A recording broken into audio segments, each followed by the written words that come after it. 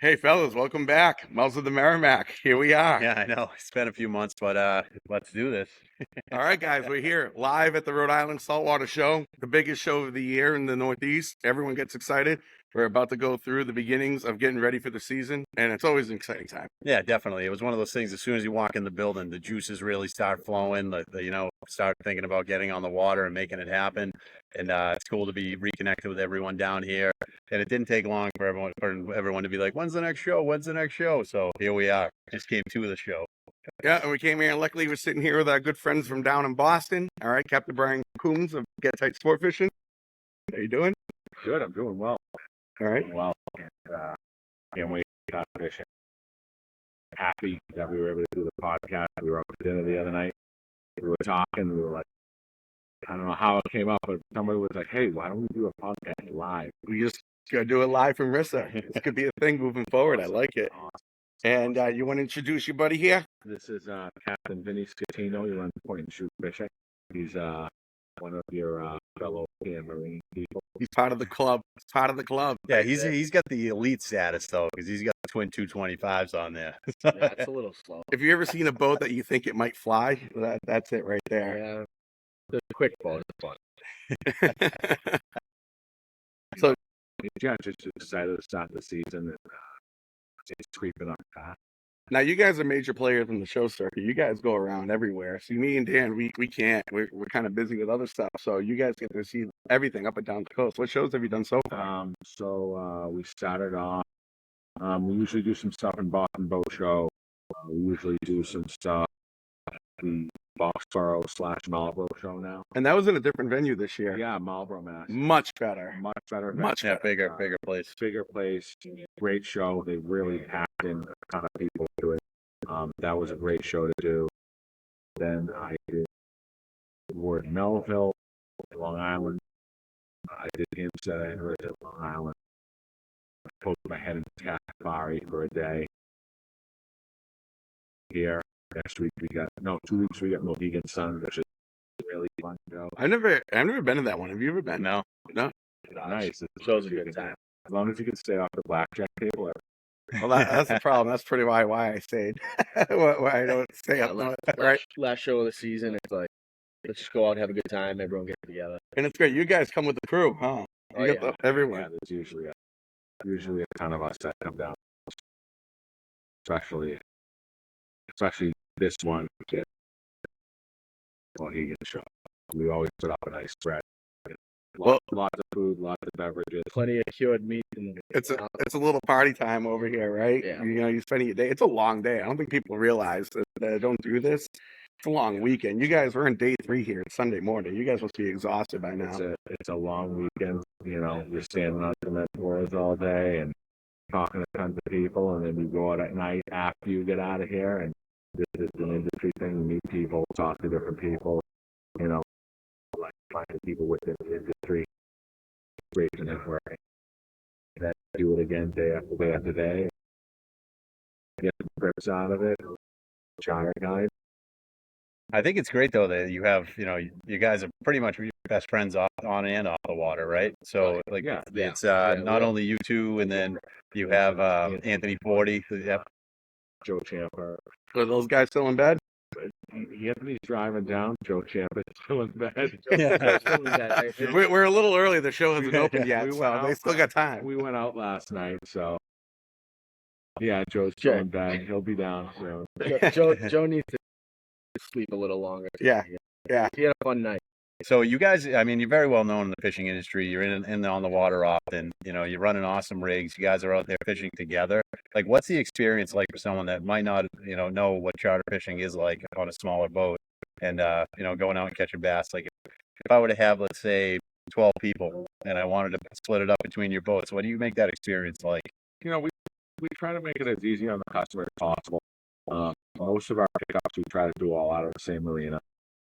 We've been recently doing it out of Winthrop. It's just better for the customers. We handle all the bookings, whether someone calls Vinny or someone calls me. We kind of all work together to be able to accommodate as many anglers as as need be. Yeah, so that opens up like the day and time, right? If Yeah. someone needs a specific, because obviously the weekends Yeah. go first, and then you got to fill them. Start getting. I mean, you've done a lot of parties where we've had people fly corporate jets, and they're booking it for 3 days straight. Then you have them take them for dinners at night, and so not only has it become a dining, it's become a lot of host people as well. We've been infamous for our after fishing lunches as well. Yeah. Well, we got 4 big guys Yeah, here. we're One thing kinda- we're known for is I lunch. think we're more known for our food than our fishing. But like to circle back on that too, with you guys with the 4 boats and being able to do big groups, we do that too with me and Fallon, and then obviously we have some other friends too. And I just booked a double boat trip the other day, and they're always fun. They're always a good time. I like them. It's always a competition. There's a camaraderie there. We do one every year. Peter Murray from Obsessed Charters up in Newburyport puts it together. Guys that have been going with him, and it started off with him and his son taking like 8 guys, and then I came in. We had 3 boats. Now I think last year we had 8 boats. There was like 52 people out there, and it's a riot. It's a great trip every year. You get into that stuff, coverage is all those big parties. It's such a good time. Yeah, It becomes a little competitive. Who's running around trying to get someplace fast and pick a spot, get into it. That's why I had to get the fastest boat out of the crew because these guys outfish me all the time. dude. So if I can get to the spot faster, maybe I can get on them before 'em. You got to talk about your boat and how it's rigged up and the speed that you were telling me about the other day at dinner. It's unreal. Yeah, no, it's 24 pair deep V, twin 225 Mercs. I can cruise comfortable 35, 37, burn minimal fuel. I mean, it's pretty disgusting. Let's be real. He never runs 30. You're a speed demon. It's always fun. Yeah, I mean, I like to go fast. Like I said, I mean, I fish with him and Anthony and Joe, and I mean, these guys are great fishermen. I had to have some advantage out of the group. Yeah, for when they call you, you have to get there. Yeah. Yeah. I gotta be. Hey, I heard it's up here. And, well, Well, I'll tell you. they got pickup trucks. I got a sports car. Well, I have always looked at it as a boat. The boat, like, yeah, can you drive a boat? Of course, like you're a captain, but the boat is a tool to fish, right? And if you can cut down that time of doing that work of driving the boat and you're doing more time fishing, then hell yeah, zip anywhere you want to go. Sometimes I wish I had another 20 miles an hour on my boat. That would be amazing. Yeah, even for me too. Like the way our fishery's kind of spread out the last few years, and you're making longer runs to get bigger fish more consistently than we used to. Like, and that's a big reason why I've gone to the DP for my new boat coming in April. Just for that extra 5 to 6, 7 miles an hour, it adds up throughout the course of the day. And that's pretty different. I mean, like earlier in the season, transition from soft fishing Yeah, each way. You want to be able to cover that as fast as possible. In the morning, just you're getting that bite, set the cup and fish. Have a season, not only season seas. yeah. Yeah. Yeah, I mean, Chris, customers are not always on time and stuff. Running a little late. It's always when I'm like trying to hit a tight Tight window Yep. tide. Always when I have that Yep. tight window tide. Oh, we'll be there in 20 minutes. Ah! Yeah, I mean, having that extra speed it makes life a lot easier to be able to get up and go.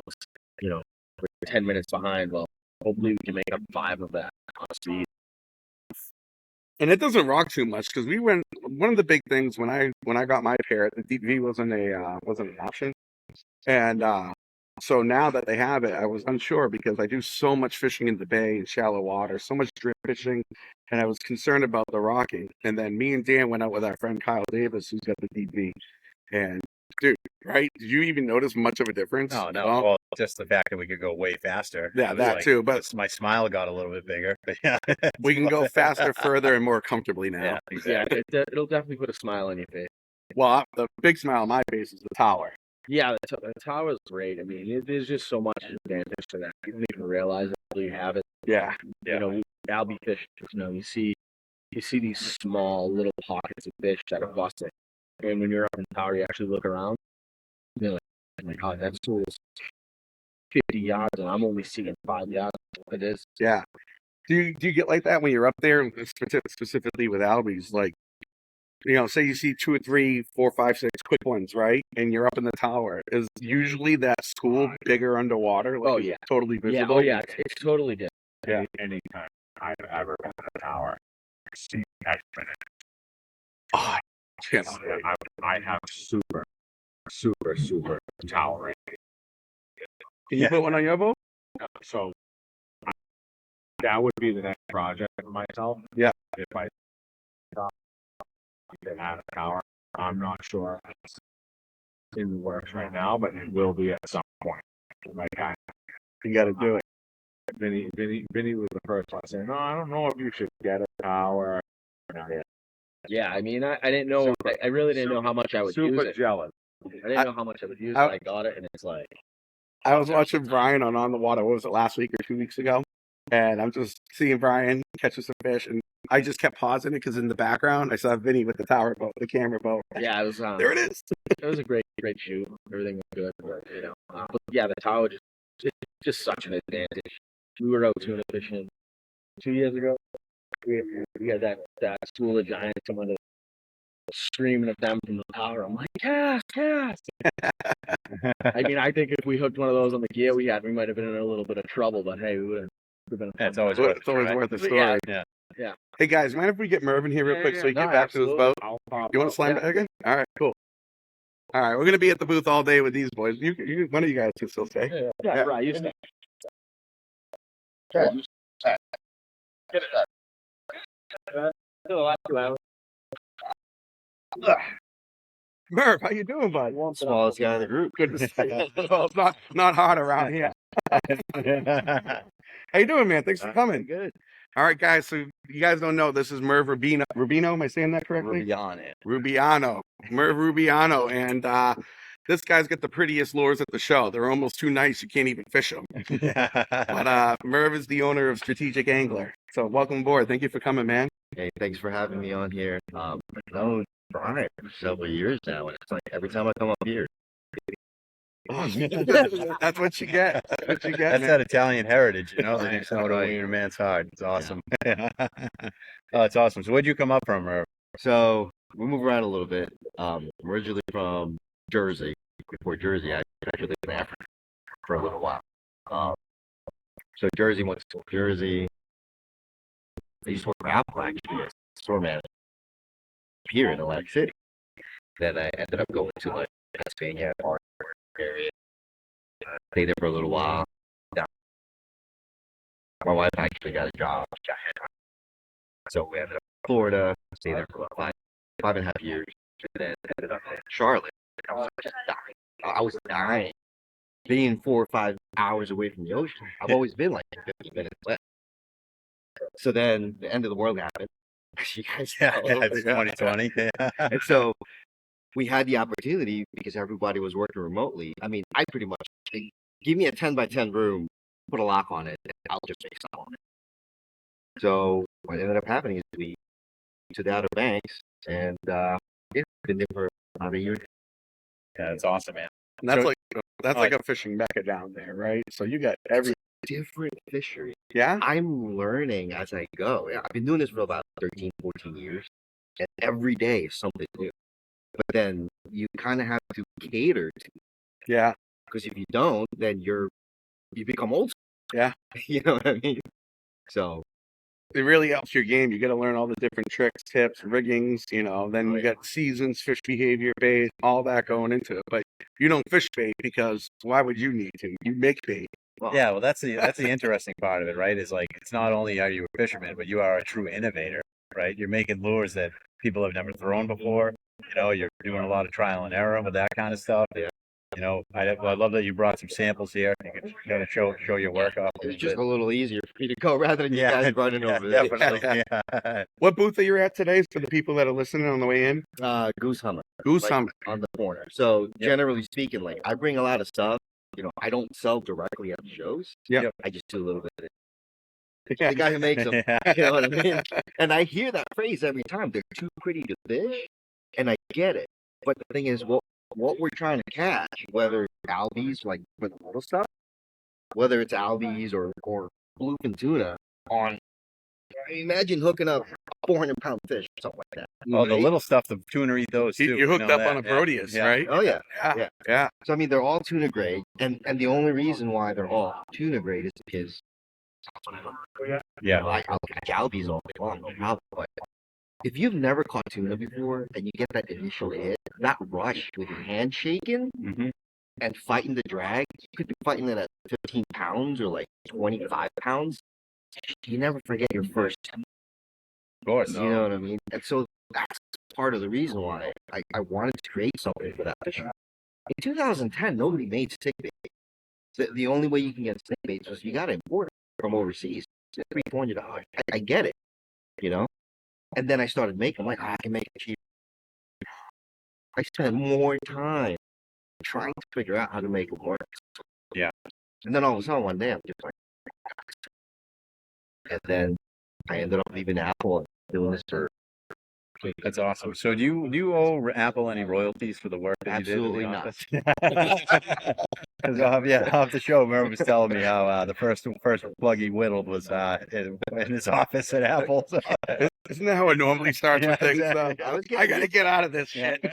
Yeah, I had like pieces of wood in the keyboard. I'm sitting there going, trying to get it out for the next shift. Yeah. I'm like, all right, this has to end somewhere. So officially, I started in 2011, and the only reason why is people were like, "Oh, dude, like all the materials you're using, you could write it off."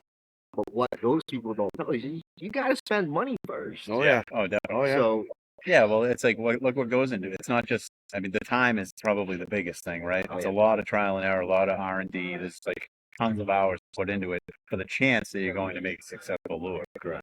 Yeah. So I mean, and then not only that, like, were you an artist before? You like all these patterns you're putting out, like you were saying you customize lures for people. I do.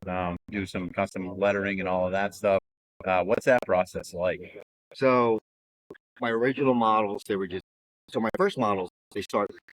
So I hand carve them. Then once I like the shape and all that stuff, I pretty much make a mold for it and I cast them. All my designs are mine, and they are based off real fit. I actually went to school for marine biology, so I got a degree in aquaculture. So I grow like black coral. I've always done that. I've always loved the ocean. So how it started was I started carving, little pieces of wood, and I got the shape I wanted. Actually, it's whole nother level. Like, imagine a plane, you got 3 axes. You have to find the point of balance on the plane. But with a lure, as it's going through the water, you have to find the point of imbalance next to balance. That's the hardest part. Because you have to move your weight or your hook areas 3 axes. All of a sudden, one day, I started to swim. So then I started doing that, and people started hitting me up, like, hey, can you make something like my daughter's one? I want to give it to her as a gift. Fish for my son. That's really how it started. So then I was like, okay, strategic angler is kind of like a cool name, but it's a total custom. Built from the. So then I was like, all right, call it strategic angler. And you know what? Word of mouth is the most powerful thing. Absolutely. I mean, you guys. I knew about these from 360 Tuna like 10 years ago. Yeah. Oh, That's right. right. That's right, Chris. That's like, remember that? Is that like, do you guys still go on that at all? Now and then I'll go in there, But and then I'll see people talk about strategic, and they're like, they're so hard to get. I'm like, dude, 2 hands. You know, Yeah. if I can have more hands coming out of here, I'd absolutely do it. But you know what? When you love what you do, and this goes for anything, this doesn't have to be just lures, right? If you love what you do, your work shows. So if you guys go on my Instagram, you'll never see my face. Nobody knows the face. I just met a couple of guys earlier, and they're like, "Oh, these are true fish." I'm like, "I'm sorry, guys. I guess I could make them look a little uglier." It's like, I make them. I like pretty things. And like his eyes opened up, and it was like, "Oh, you are." Yeah. So I kind of had the same thing happen. I'm like, oh, there he is. So, and you know what? When you love what you do, that's feel like Yeah, of course. it shows at the end. You know what I mean? So I don't put my face on Instagram because I want these things. Yeah, definitely. What is your Instagram handle? So people know. Strategic angler. Okay, awesome. So how long does it take you? Like, how many lures can you pump out in a day, or does there one pattern take a little bit longer than others? Like, I love that question because there's no true answer. Yeah. However, when you're making lures, right, and in a little bit of like a dozen, Mhm. you kind of can't just do that dozen because by the time you're done painting that first dozen, there's another step to it. So what I do is when I do batches, depending on how many hooks I have hanging in the spray booth, I actually built two using hydroponic fans. Okay. I actually built it through so it goes outside. this goes right outside. So what I do is, I have a batch that I start sanding, either it's 12 or 24, and then the next batch is primer, the next batch, and it's always in progression. Yep. So to kind of answer your question, I could do about 80 to 100 a month, Yep. but I'm killing myself. Yep. When I do that, I notice there's some lint on the epoxy. Oh yeah, A little smudge. That shit stopped me from rod building. I swear to God, I was build so rods. frustrated with it. I stopped building rods, and that's the reason why. Yeah. There's like 20 rods out there that I built for people that. I'm sorry, guys, I can't build rods. This is before I started going heavy. So when you start doing like little epoxy, you got all the lures are signed. They're hand signed. It's not a sticker. I sign every single one, and you can actually see on the lures too. There's differences. Like there'll be a day where I'm feeling like great, and I'll spray a little bit more yellow over the green. Because like if you look at this, right? Yeah. Gorgeous. Like you have a little bit of yellow on the face, but the next batch will have more green because I'm feeling more green that day. Yeah. So they're all different. And then when they're signed, you can tell when I'm rushing it. You can't read my handwriting. But I try, I try to do it. And then recently I started, let me check that. Oh my God. Recently I started messing Look at around that. with certain like automotive. Wow. Okay. That's cool. That purple, brown, Oh, yeah. goldish right there. The little pokey bait. Yeah. So all my lures have inherent action of their own. Like when they're dropping in the water, they just kind of flutter around. Because the drops, when it looks like a dead baby, tuna's got one of the best eyesight. Yeah. And that's the key with these lures when I fish them is the drop. You just see it on the drop. You can see why they get eaten compared to other ones that try to mimic that. I find it great too that it's continuously innovating. Yeah. With different products as you go along. Like anyone that can be successful, it's just to constantly do that with their product. This is unbelievable. I'm still learning every day. Yeah. Every day. And you're getting feedback from a lot of people too. Absolutely. People tell you they want a certain color. You make it for them. It works out all of a sudden. I'm going to let you guys know a little secret that I've shown you guys a little while ago. So for the longest time, people will be like, you got to make a podcast. 4 years in the making. It's actually based off one of my original lures. So it will be coming soon. Oh, that's awesome. So this is a little one. This is it's more like a prototype just to kind of get it to work. And you can just see the innovation, like what you did here with the tail, differently than like the most toppers that you would see, That's based off one of my lures, which swims on its own. There you go. And what do you just make a mold for it and then pour the plastic in? I don't even know like how the process works. Like generally speaking, on the current lures that I make, yes. Yeah. Like it's basically it's liquid acrylic. Yeah. Certain ones. Gotcha. Yeah. Injection molded usually. Like this particular one, I needed to have an air cavity inside. So this current one is it's just 3D printed, so I can see how it works. Yeah. And then eventually, like there's a couple more steps, but I'm hoping to actually release it so that you guys can get it tested. Really curious. Yeah, I'll be You know throwing what I that mean? all day. I mean, I'm planning on making a couple sizes, but this is like top secret. I think It's awesome. Yeah. Now, all right, so you get a bunch of different types of lures, right, with different names. Can you just kind of give us a quick rundown on like what each one's action is, when you would want to use it, what you would want to mimic? Okay, so I mean, I know you're world renowned here, and people buy them all over the place, right? I am Rhode Island, the Cape Cod right now. Really? All right. I know guys in Florida and North Carolina that are using them. Yeah, so basically, I make two kinds of lures right now. pretty much all of them, with the exception of one particular one, all of them have action on it. It usually takes me an average about a year to try and fine tune that, kind of like finding that point of balance. But any of the lures that I make that actually has like a belly loop like this, they will have their own action where you can sweep them, you can let it drop, you can do all that stuff. The ones that don't have a belly loop, these are more slower lures. Like, you got to let them flutter. The key is you got to cast it out. You got to wait 10 seconds. And they flutter like this. I mean, they look like a jig, but so there's fish that swim mid-water, right? The longer you can keep the lure in their face, the better it is. There's obviously fish on top water. I have some floating lures, keep working on top. Sometimes fish are holding deep, and this may not be the right thing for you. It's not about selling lures, it's about finding and fine-tuning. You know? So all the lures that don't have a belly loop on them, they're more slower style fishing. Like this one, for instance, this is based off of butterfish. What's that one called? This is called the Actually, this is Kyle's favorite. Yeah, it was on his boat when Dan hooked up on it. Yeah. So I make the Proteas in a couple different sizes. The large one is about 5 inches. It weighs 3.5 pounds.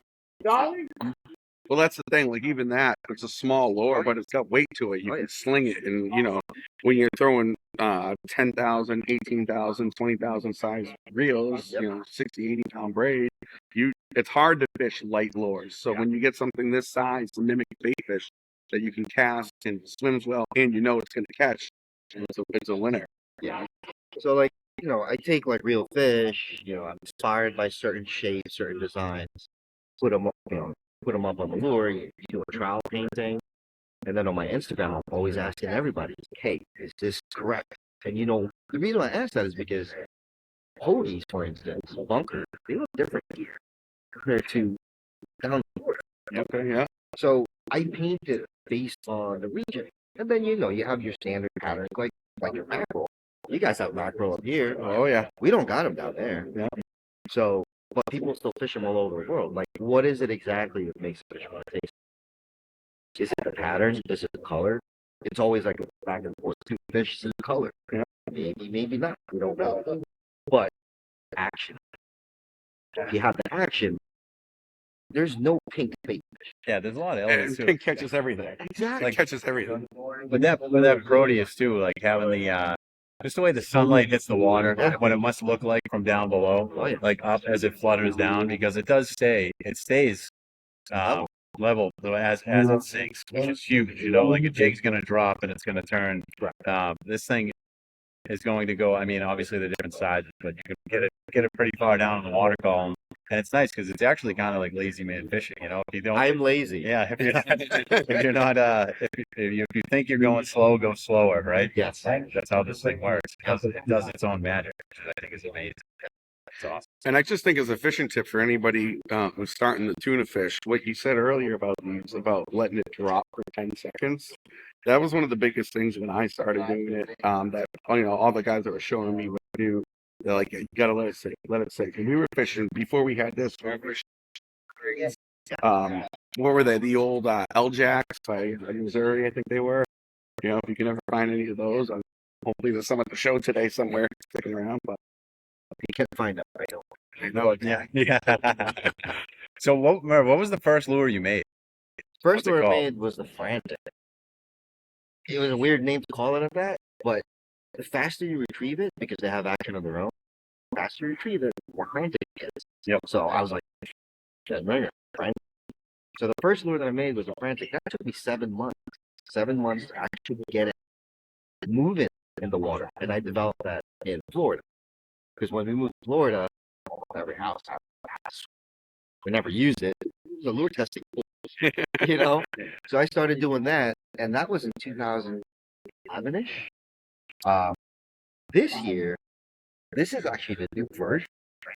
That's why I bought it. This is the release, basically, the circuit this time around. I changed a little bit of the shape of it.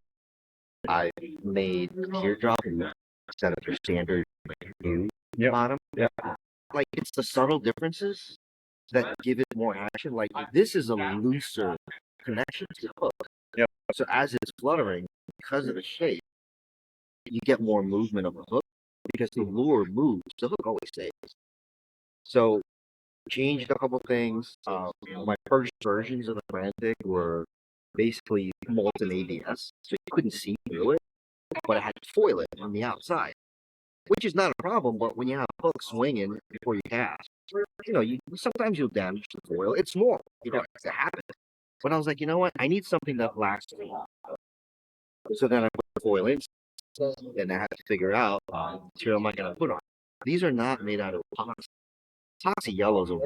And I built like epoxy tables too, and I noticed that depending on how long it's sit, they're yellows. I didn't want something yellow, so these are basically almost a version of cast acrylic.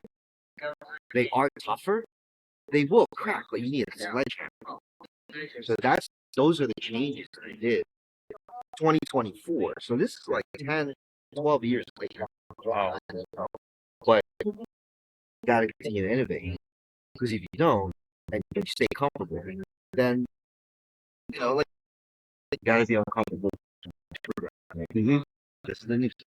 Yeah, exactly. You're a true entrepreneur in the business, innovating and putting something like that together and making the changes and making new lures, communicating with all the fishermen, building the network, finding out, because you're international. It's not like we're just using these things up and down the coast of the United States, right? So It's a very niche fishery, and I don't like to say I found the fishery. It actually found me, because there's nobody doing this back in 2009, 2010. The only way you can get it is you got to import stuff from. And I was like, And that was like the height of like the top water scene on the Cape down in North Carolina. And that's when it really started popping up with like bigger fish too.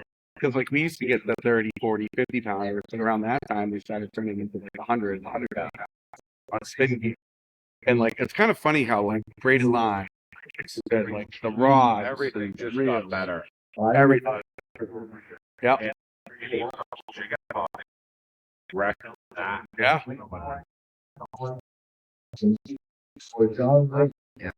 Technology. Just seeing I was talking to someone yesterday about like first jig and pop style rod, how far comes far. A lot of them are more meat.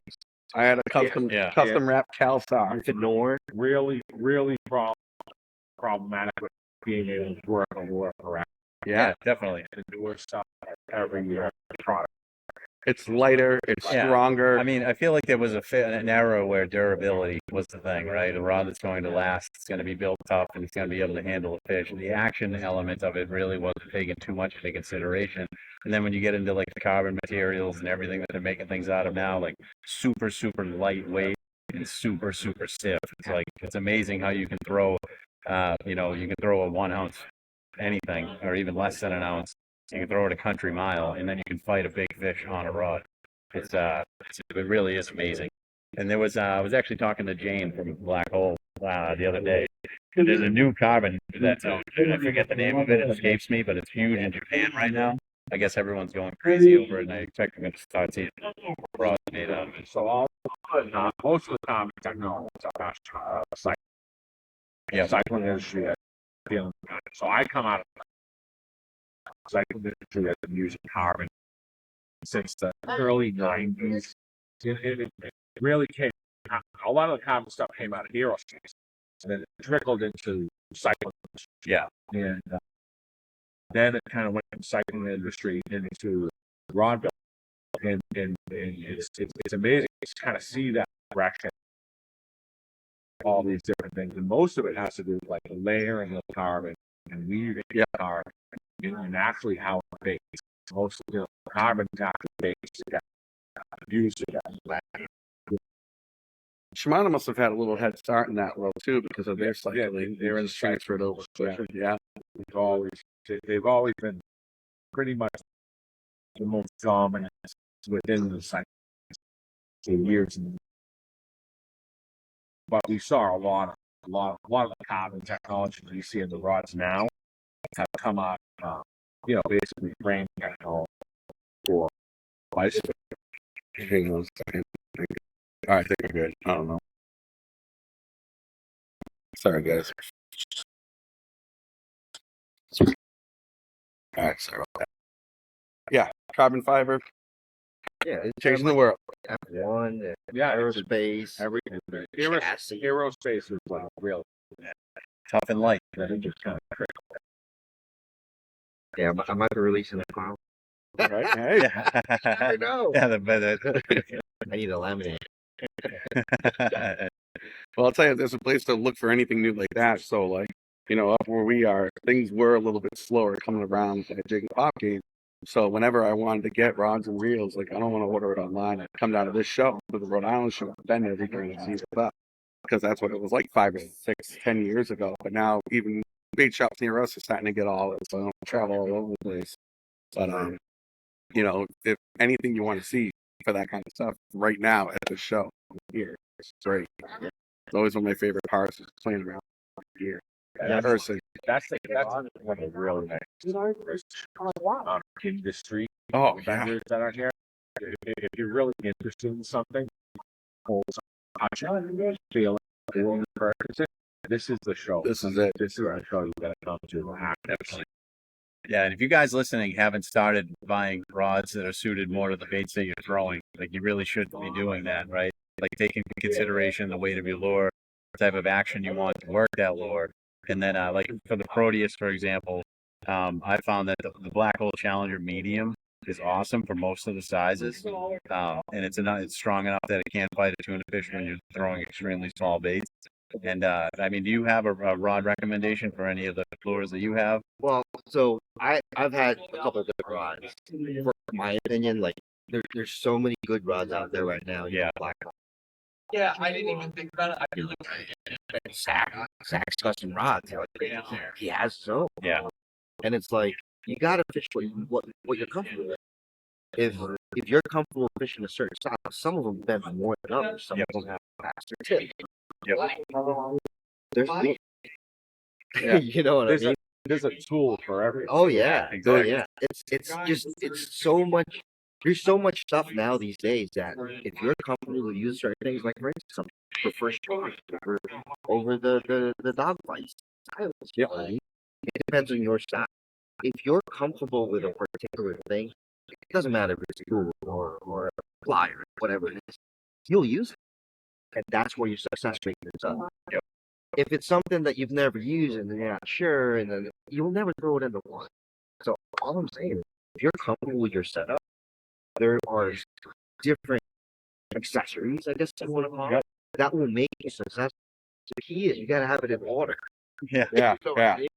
And there's just there's so many options nowadays too for that kind of fishing. Like I said, like back in the day, you might have had Shimano Stella might have been your only shot. We busted up a couple old school pens.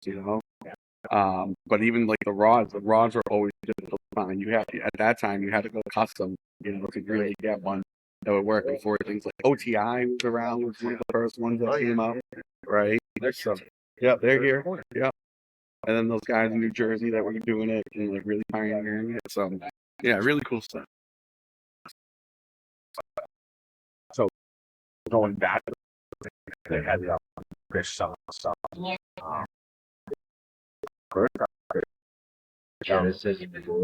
Yeah, but I also got to do stuff. Oh yeah. When you went to the Galapagos, yeah, that was the Nice. night. So that was like Those are prototypes now. the big versions of this guy. Yep. Same thing, like you said in the picture. Yeah, we were catching.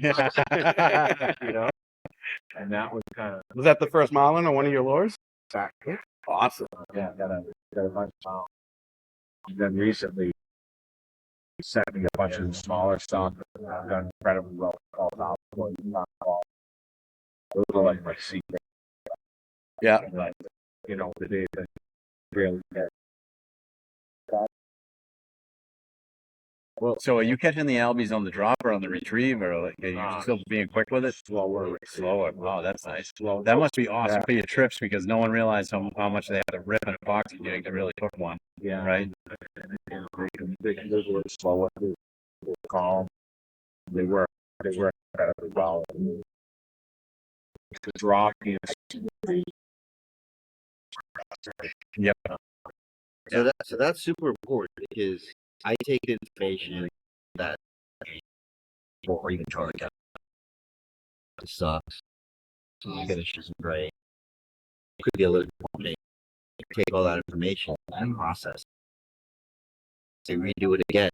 All of a sudden, which is great. But I have that control. Yeah. Yep. You know what I mean? So a lot of the lures that I make in this line, from shapes to patterns and colors, like that. Yeah. And as a matter of fact, I have a couple other top secret projects coming out. Yeah, I want to get all you guys input, especially on this thing. Like this is going to be important. Yeah. Yeah.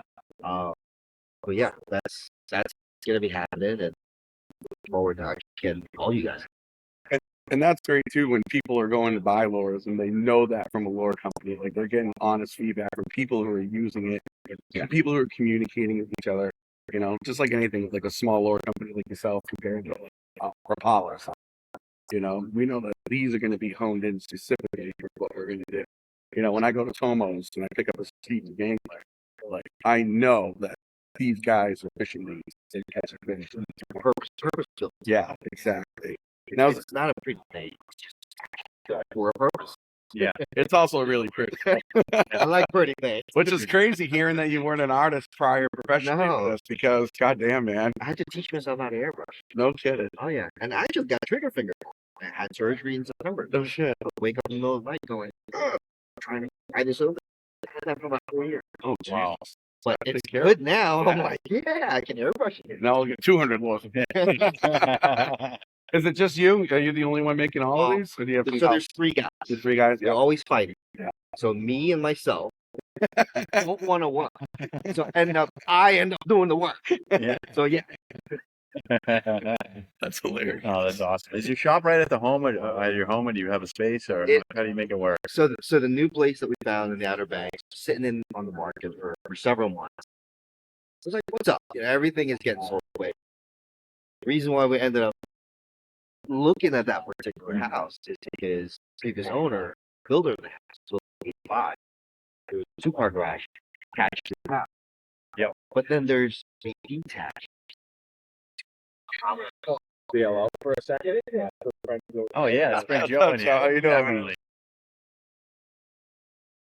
So basically, my workshop is 20 feet away from the main house. Oh, that's It's a hard. It's a hard commute. I gotta make coffee. I gotta wash. Sometimes I walk. I'm like, oh, let's cut. Yeah. No, but honestly though, like I work from on average 8 in the morning to about 5. Yeah. Making it happen. I'll run it. Get some but I'm happy. Definitely. You know. we just had a new guest join us. Joe, how's it going? Joe Diorio. Chris. Joe Diorio. How's it going, man? Good to see you. Thanks for sitting down. You want to switch So- back out? Yeah, so Joe, you are the captain of the Red Rocket, right? That's me. I was down there a couple of times this summer. I could hear you on the radio. I think we actually fished next to each other. One of those amazing days. Well, Kept man, stealing all the fish. How are things going for you, man? How's the show? Things are going good. It's a good show. Working at the landing group. Rock. Now you come out of Connecticut. Is that where you are? thank you, Murphy. Yeah, yeah. All right, awesome. What are most of your trips? You do inshore bass and you do offshore, obviously, right? Yeah, inshore bass, Rock Island, Montauk, tuna. As soon as we catch it. Well, you guys had that great tuna bite last year. So, Was that fairly Thanks, new Mark. for you guys? I feel like down there, well, maybe not you in Connecticut. I'm probably thinking more like the Rhode Island crew. Like it always seems to be like kind of hot and cold, but last year was fire. past few years are really good. So I'm not gonna lie, I'm pretty new to the target. Yeah. I started doing it 4 years ago. Literally started chartering. I'm doing past 3 years. It's so much. It's hard to go back and fast. Ah, dude, It's so so hard. changed up my whole program this year. Like the past 2 years, just because Oh, it's amazing. Yeah, you can't at What all. was the best day you had last season? picking calling. Jesus Christ. Top water and jigging, right? All top water too. Wow, amazing. It's so funny. So we go down there. We try to get a trip or two in. You went a lot this year. How many times did you win? I went 4 times. You went Not- 4? Not that many times, but more times because we're coming down from the Merrimack River. So It's a day. Dude, I wake up at midnight, I trail on my boat all the way to Point Judith, and then I'm out, and then we're home by hopefully 11 p.m. Yeah, So yeah, it's a long day. yeah. Same. We It's just I don't need sleep when it comes to fishing. It's the No. only thing that will wake me up, you know. yeah, it's like a 2-hour car drive, and then Yeah. last time I think we went like 70 And miles then you're south. out there. Yeah, But I don't know how. I literally have a slip the whole entire life. I can't imagine trailing. that's feel my like- one time a year. Dude, I feel like it's like if I'm traveling more than 5 miles. Yeah. yeah. I trailed my old boat down to Florida. Did you? Yeah. It was a lot. 27 hours straight. There's 3 of us. If my new boat gets ready, I'm trying to get down for my April vacation. Could drive it back. Just you're coming, right? Yeah. Yeah, we got Johnny B. My father's coming too. So Where you guys go? North Carolina. Yeah, Washington. It's not on the coast. So I don't know if you know No, that. it's on the coast. It's right there. No, it's like an hour away, Yeah, isn't it? it's Hour or two away. No, it isn't. Oh yeah, it is. Yeah, it is. When you You're take the up- you're test up drive, river. you're in the river. Yeah. Oh, okay. you're up river. Yeah, it's wild. But in this little town in North Carolina, they got Hair Customs, they got Hawker, Grady White, Privateer. It's like this little boat building. It's really cool. We when we went down there, we went to Pear, and Pear just kind of started, and they had almost like a garage, 5 or 6 boats in there, everyone working on it. And we left, and on the way, we saw the Grady White fucking factory. It was like the size bigger than this. And we went in and took a tour. They actually had a tour guide bringing us around. But like you got to see all those small boats, all these guys working, and then like the big production boats. I think let's say maybe Seabox was down there too. So it's kind of a neat area. Anyone that's ever around Washington, North Carolina, check it out. Yeah, I mean Brian would know better. I think Jones Jones is down there. like Yep. within an hour ride. Yep. So it's like that boat good. Yeah, that's cool. But back to fishing. So Joe, like fishing down in your area, going out on my own boat, it's like amazing how. So West being north of Cape Ann, everyone just hates each other and no one really talks to each other or communicates. And then you go down there and you're at like the dump, right? And there's like people from New York, there's people from Connecticut, there's people from Rhode Island, there's people from the Cape, people from all over the place. And everyone's just like, it's almost like it could be like a radio show. Like you literally just tune into some of the radio Oh, stations. dude, the radio is like entertainment. Oh Yeah. yeah. Day of fishing, Yeah, you can go out there and crank it up, man. Yeah. stuff that you hear on radio. There was a couple good ones last year. Oh, yeah, I can't remember off the top of my head. But I remember that day in the fog was fucking hilarious. I can remember a couple. Yeah. I think because put in all that time to get down there, everyone's kind of on the same page. Put in all that time, you're running 2 hours offshore. Like you gotta help each other out. Yeah, it's definitely that great environment down there. Like we would talk to folks that we didn't even know. We just, hey, blue boat over there. Yeah, blah, blah, And it's wild. We went that one day in the fog. I mean, you Yeah. couldn't see the bow. Oh, you know what's so funny is like here we are. We're like, all right, always bringing the trolling stuff just in case.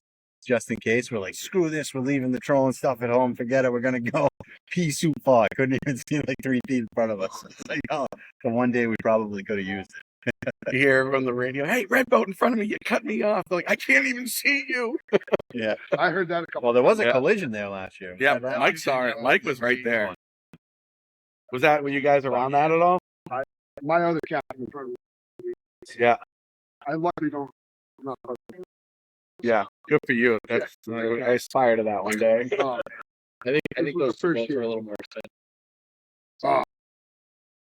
the motor was worth more than that. Yeah, serious. Yeah. I know some of those sport fishers, man. They're like, get out of my way. It's like, I think it's awesome. All right, boys.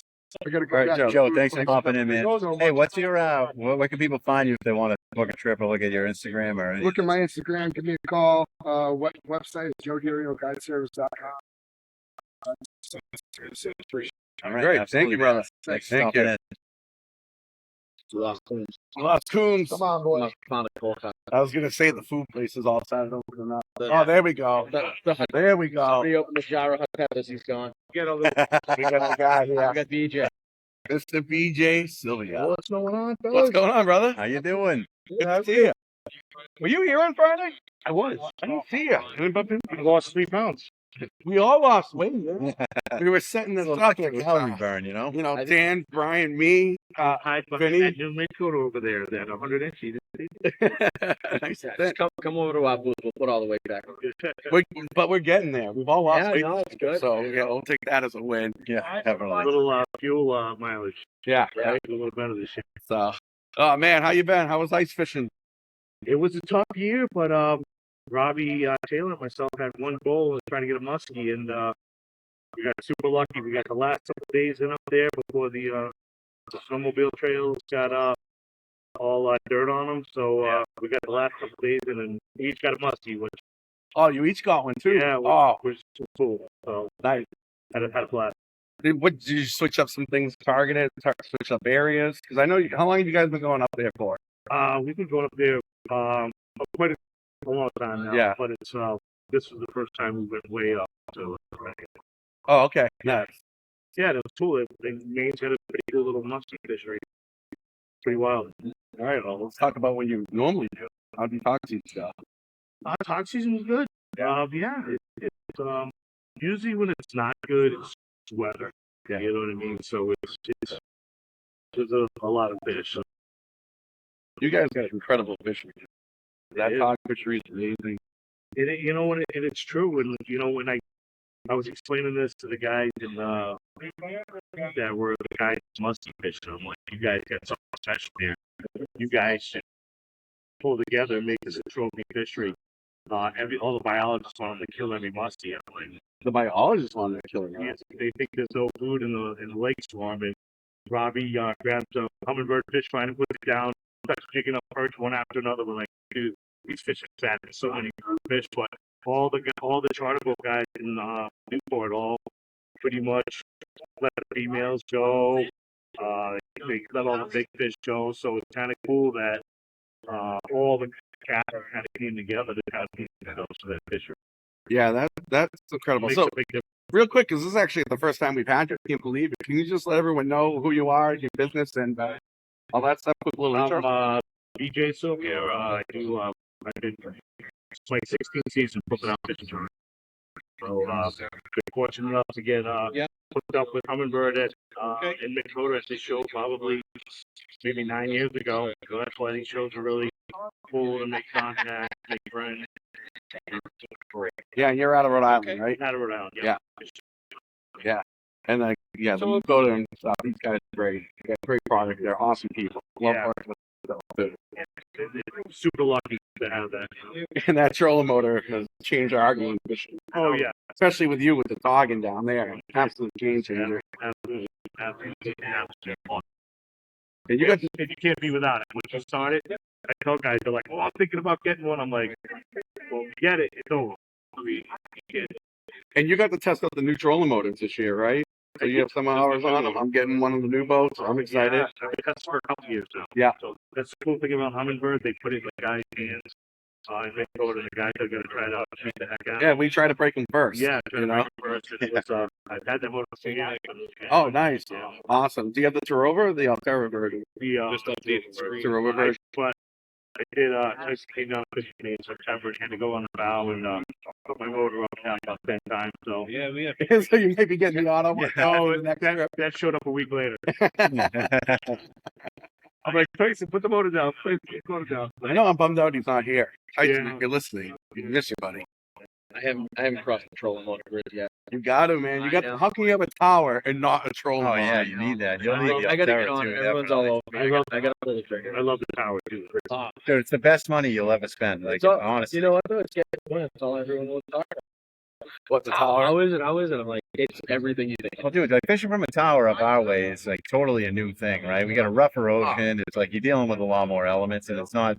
This isn't like this isn't Florida. Yeah, To be honest. I can remember the first day I took a boat. 3 years ago, we had that crazy bogey bite right in the middle of downtown. And I came up, I'm up in the tower, and it's like, aliens just came. Yeah. Like, people were looking at me, and they're like, where the hell? Where did this thing come from? Did I just end up in Florida? What is going on? I'm like, Just that little bit of height, though. I mean, you. Yeah. Me and Vinny are like 5'6" too. Yeah. So every little inch helps, man. and I mean, I got height envy. My father's 6'5", Oh, Jesus. But mom's 4'11", so kind of sucks. You're sure he's your father, right? Oh no! Yeah. How tall is the milkman? Unfortunately, it's like somebody put him in Maya. Yeah. It's an icon. It's fine. I mean, the tower, like, 1950, there. First charter right supposed to work.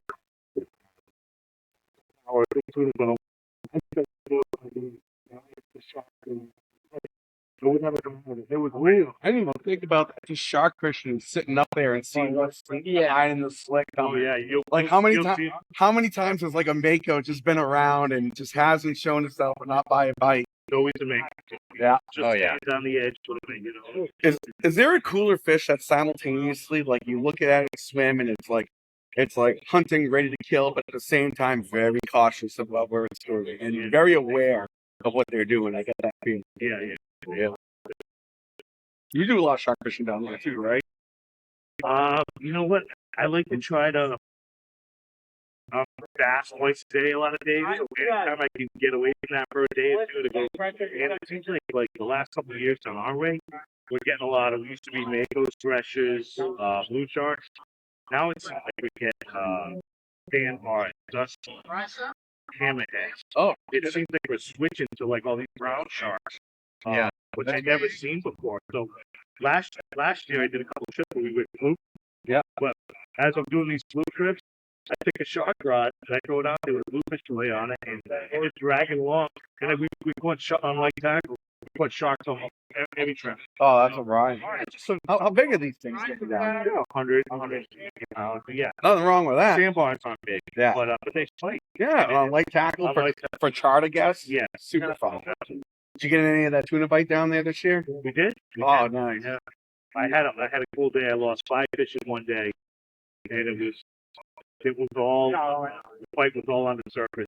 Yeah. My deckhand Jackson, we decided to change crimpers and crimps. So if we learned a valuable lesson that day, Don't overlook that. And you can't overlook that stuff with these fish. Yeah. Like, not saying you did, but Well, we change did. crimpers and just like, you got to change the crimps too. That's the key. Shinkai crimps, Yep. diamond crimps. We didn't do that. But it was still a cool day, to have Yeah. a lot of that weather. Hey Al. Al, Well, yeah. brother. Good to Oh see man, ya. we're gonna make Al Gags sit on a cooler. That's not right. Yeah, I know. Are Come you on. kidding me? This guy's the Al, man, you myth, got and the legend. You guys got a jury. The creator of the Brian. Whipping Fish, just recently inducted into the Fishing Hall of Fame, Mr. Al Gag. Can't believe you're even with us right now. How's it going? Good. Thanks for having me on. Good morning to you. Good morning, everybody out there. BJ, you did a great job. Oh, thank you too, Al. I never really liked you, but I Yeah. He was holding a big fish in the boat. He liked me. Oh, awesome. Oh, that's good stuff, man. So how are things going, Al? You're really hitting the show circuit this time of year, right? Yeah, we're here today.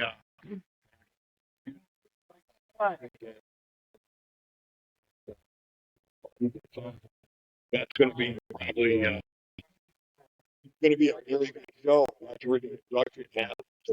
Yeah. Kind of nervous. Yeah, that's exciting, man. Well, it's all your hard work, and built some amazing relationships in the community. Everyone kind of looks up to what you're doing. It's you're like the guy that knows it all around here, really. Dude, the Al Gags is a staple in the Merrimack River early springtime. Sure. But recently you came out with the big game jig heads. How have those been treating you? They've been going good. Like a lot of guys like Frank, who's type. Yep. Oh, that guy? Yeah. Standing right there. Yeah. They use a lot of that stuff. It's people like that really impressed for, talk about the quality of the jig and make it happen. I'm just a tackle jockey behind the bench building. That's all. Yeah. I'm gonna get Brian back in and talk about it. But Al, you guys are making me get back to work. All right. Sounds good. I'll see you, Al. Yeah, All right, thanks for guys. joining us. Yeah. See ya. Here comes up Brian. Yeah. No, I noticed Brian loves the Al Gags with the little skirts on. He made that. He made that jump. We don't have skirts in the booth because of this. Oh, way to go, Brian. You ruined it for the rest of us. Originally, yeah, then they're clapping strip. Yeah.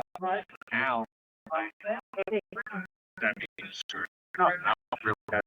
A lot of strip. My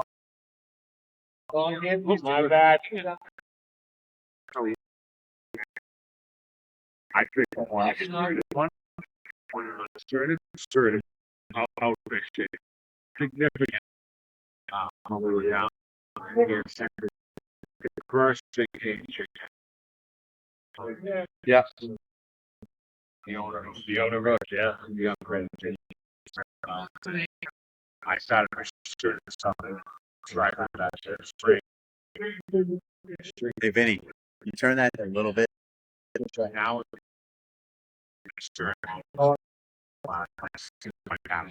Yeah, probably gives it like a little thicker profile. Okay, especially for pogo and stuff like that. Herring. it just will get minutes. Also, too. Yeah, so as you have the opposite color moving around on top of that, changes the profile and kind of move it. It's all added. It's an added action. Yeah, It's a visual action. visual action. Yeah, makes sense. You know, because you're seeing, let's say you have a back pass underneath with a white stern. It's breaking that up. And you're going back and forth. It's just creating something that you should see. So I stern on the fall. There you go. Trim hit. Yeah, it's also I don't know. So did you see this? Which is No. No. Tell us about it, Al. What do you got? Some new stuff coming out? Yeah, I have a 12-inch, 7-inch, and soon a little 4.5-inch wishing, and it's just like and I sent some prototypes for Ryan. I sent him down. I go, get me a report. Boy, did he give me a report. Let me tell you what happened. Calls me on the phone on FaceTime. On the FaceTime and says, watch this. And he has one of his customers. I mean, these people are paying big brokerage rates around their prototypes. And, but, he got him on the list. That's one thing about Brian. He takes you out. His network is wonderful. You're going to catch him out. So, all of a sudden, I'm watching this guy cast. I see the eel hit the water. Frank, movie's on. Brian goes, this has been going on now all day on that thing. Send me some more because they're torn apart. I said, okay, But, in this community we have, in this network we have, and you know what? Kudos to you guys for this show. And I'm going to tell you why. The voice, the outdoors, you need mouthpiece. 100%. 100%. And back in Western Massachusetts, we used to have Frank Souza, Stanford Chowski, and the newspapers out there just sort of said, okay, when these guys are gone, and they're both gone now, it's over, And I ended up being the mouthpiece out there 11 year on TV. Yep. And so after that, they canceled it, So we need more people like you guys to do these podcasts to get everything going, because without you guys, we're going to lose. We're going to lose. I mean, how many kids are coming up to this sport? Not enough. Not enough. I will say it's picking up. I feel like a lot, but still. I know that I'm responsible for 2 of them. They'll be coming up. So I live by one adage: buy your kid a tackle box and not an Xbox. Yeah, 100%. I mean, my daughters are 6 and 4, and they both each have like three fishing rods now, and it's awesome because they cast them around the house, and it drives my wife crazy. My kind of kids. Yeah, it's so funny. It's good stuff, man. Awesome. But again, getting back to the lures and the development, people don't realize it's the whole community in this community. Mm-hmm. Before I design or I put something out, I'll take it, carve it, what I have to do is get it to Brian, to people out there fishing. I'm just not going to build something, put it out, then tell the people, hey, this is great. Yep. You got to run this. Yep.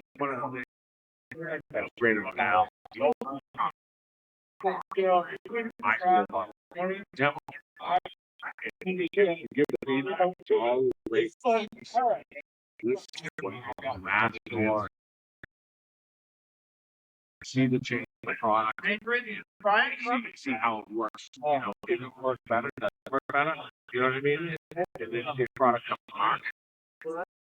It's awesome. Then takes off. It's catching it. Oh yeah, if you don't listen to who you give the product to, or you have no faith in who you give the product to, you give it, I mean, if for instance, Ryan was saying, "Now you need to do this," and I try it and it works, I have to make the change. Yep. You know, and if you don't listen, why do it? Yeah. Why give it out? Why try it? Why have the conversation to even begin with, right? I mean, I'll sum it up easy. I try to manufacture happiness. There you go. I certainly do. I've been doing it 46 years now, and someone said to me the other day, "When are you going to retire?" And I said, "Well, I said I could live for 2 more days, 2 more weeks, 10, 20 more years. I love what I do. I get up happy, and I manufacture happy. That's it." Yeah, and Merv was saying the exact same thing, you know, just kind of guys doing what they love, helping people they like being around with, that network of people willing to work together and help each other out. Yep. So it's great, man. You're not going to get rich in this game. Nope. Nobody gets out of here alive, and nobody gets rich. You know what I mean? But let me tell you, it's a fun road along. Hell yeah. Guy in the industry is one of those doing Yep. I'll always be somewhere with this guide as long as my body lets it go, and then I'll be somewhere within the industry after that. That's the one thing. Your body, just keeping your body ready to go. Right. No, you got that right. People said to me, "When you retire, you're going to be fishing." I did all that stuff when I was younger, like Stetsko and Shirapo and all them big names. You know, I mean, I learned a lot. You know, they taught me about it. But don't wait till you're older to do it. Do it now. You ain't climbing those two. Right. You're not doing that 4-hour boat ride out in the center console, right? You know, here again, with all the technology that's out there, with boats and you know, motors, everything like trustee. But you got to have a guy with a guy can wheel. Yeah. That knows what's going on. People like Ryan, but he could do that. He's not going to hear it. Yeah.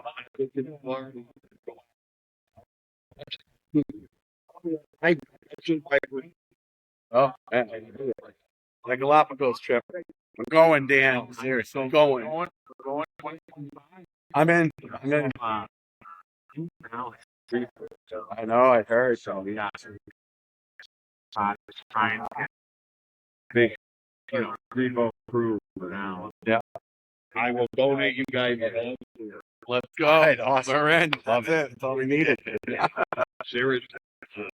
But anyways, Yeah. I'm gonna be heading back to my group. Listen, thank you for having me. Hey, thank you. No, we really appreciate you stopping by, man. Yeah.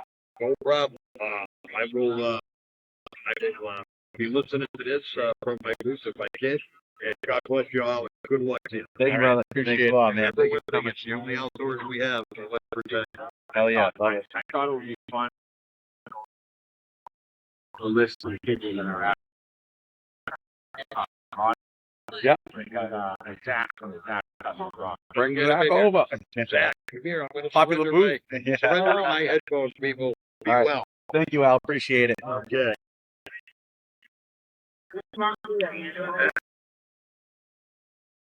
Hey, Zach. How's it going, man? What's going on? Chris. Nice to meet you. We What's up, bumped man? into I'm the Dan. show. Hey, what's up, Dan? Yeah, good to meet you. These guys from Merrimack, very product. We're talking about the product with Merle Rubino. Oh, yeah. And I thought it would be great to have more. They talked about what to do with Zack and Roger out of Saltwater. Yeah, right in West yeah, right in West now. I may be too busy. Very busy, very busy. So yeah, no, 25 years old. I can run since I was 11, 12 years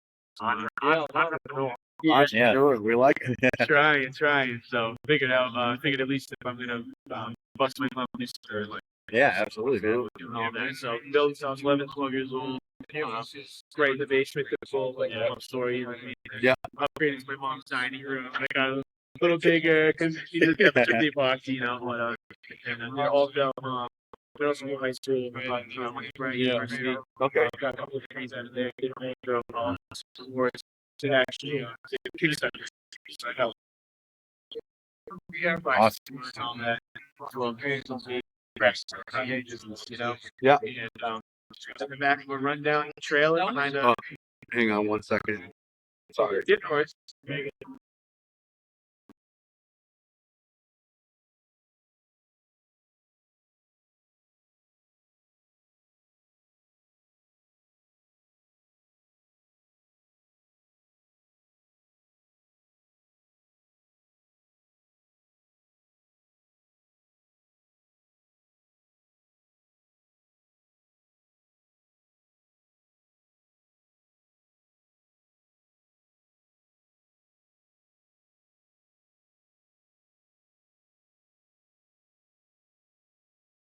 All right. On back. All right, guys. I'm not sure if you guys can still hear us out there. We're just getting some Wi-Fi issues. Trying to get this figured out. Yeah, I think we're back on. So, Camera.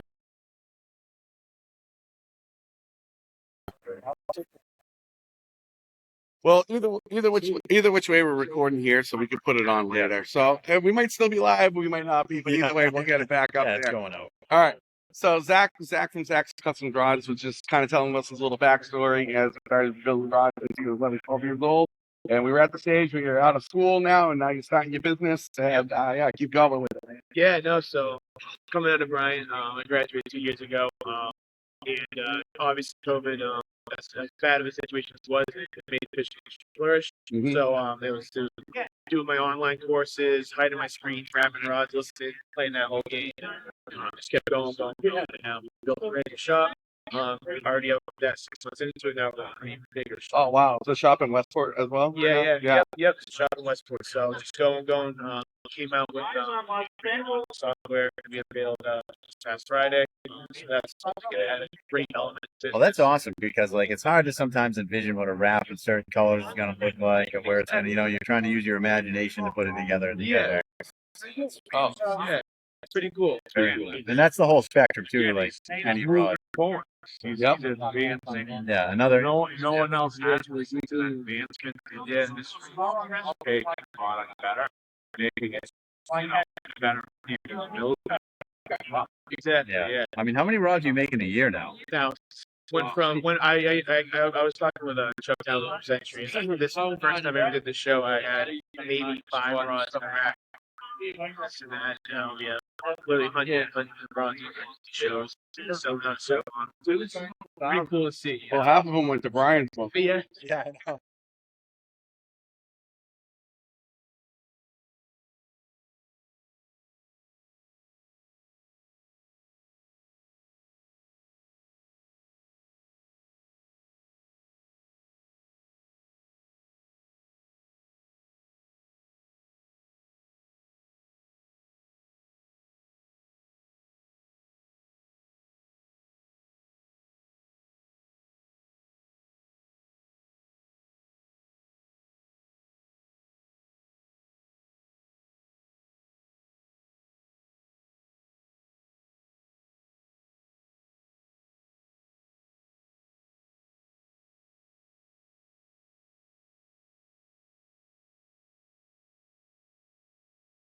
Yeah.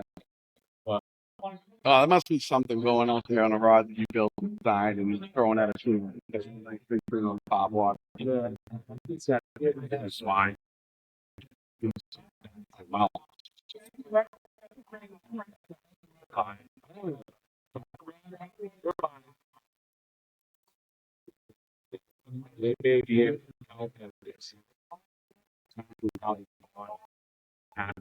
Yeah. everything, like your grip length, your guides, your weight, your grips in general, the action of the rod. Very specific grip lane. Yeah. Stuff like that. There's no product I can That's awesome, man. So what's like your most popular selling rod at this point? So it's pretty tough because we're stretched very thin throughout. Like there's nothing really that's like a our series, but Yeah. focusing heavily on like offshore stuff is where the business is venturing towards. Yep. So like our 8130 track, our stick rods, our jigging rods, like definitely the jigging rod. Yeah, you've kind of been in parallel with the rise of the popping game. Too. Yeah. So that's awesome. Yeah, it's pretty cool. A lot of people get into it, you know. It's definitely, but still, even though it's been around a little bit, it's still a newer, widely adopted happening. Guys are adopting, you know. But I'm even seeing guys like switch up their like 30s and 50s and like dropping down and now fishing 16s and 20s. Oh yeah. And like those rods now are starting to change. You're starting to see like the stand-up rods getting scaled down, being spiraled out, things like that. Do you find a lot of differences in that when someone comes up to you like say they want to set up like rods for trolling bars? Yeah, no, definitely. Yeah. The days of like standing up and having to shoot 80 wide your hand Yeah. are rapidly turning to. It's like when the advancement of the real advanced playing technology where things will be stronger, thinner, and lighter, and just everything's complementing one another. I think you guys use it and the feel. I mean, no one wants to handle a 5-pound reel and a stick of a rod over a 50-pound fish. Like No. everybody like light tack 16. And I want to go and get a 300-pound tuna. You know, Yeah. it's like it's pretty cool to see that, and that's how I like to fish too. So And you know, you're making rods that are getting tested by 150, 200-pound top water tuna. So, like, you're going to know, like, if they're built right really quickly. And they're obviously holding up because everyone's talking about them all the time. yeah. Definitely. Do you have like a specific blank manufacturer you use, or do you use a bunch of different ones? Whatever you use for. Yeah, so we actually have our whole entire exclusive line through company on the West Coast. So Okay. we were working with a company that came out of that factory and that did so much. The owners reached out and was like, "Hey, you've done so much. Like you're buying more than the owners you're buying from." Like, and I was like, they took it and ran. I was like, Yeah, I gotta do that. Yeah, that's awesome. that's awesome. That's what congrats. So, yeah, locks it all in. It just makes the conversations like with Ryan, like, hey, like I need my rod to bend a little less here. Well, I can now translate that back and I can have her fade, compliment, the feedback that we get. You know, and that connection of make Yeah, now you can make the bit length. 100%. That's percent. huge. So it's like I can adjust the Now like, they're adjust truly the- your rods at that. 100%. That's what's cool. Yep. Even most local rod owners don't have that kind of access to No. length development. Yep. You know, Yeah. that's huge. That's huge.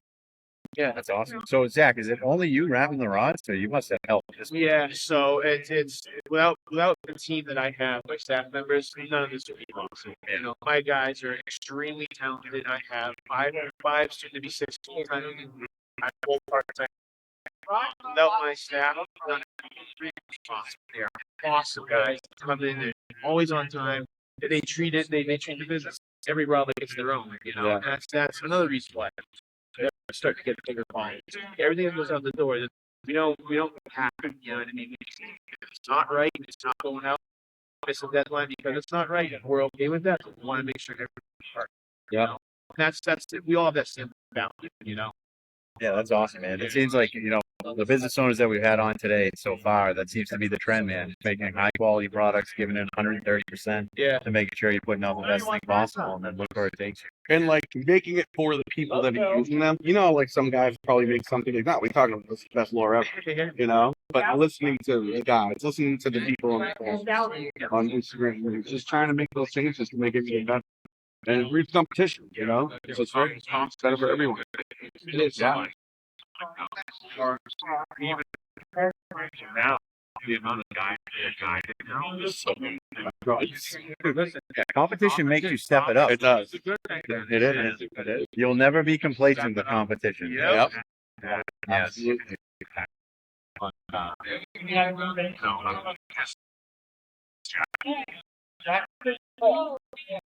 shows like this. It's always for me. That's my show with the act, and it always knocks like It's like the juice is starting to flow. The juice is starting. Like, Just catch it if it falls, you know, it's the table.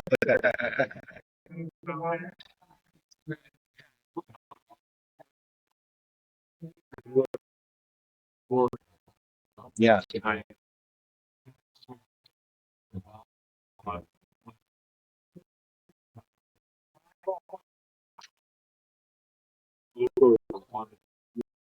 Nice.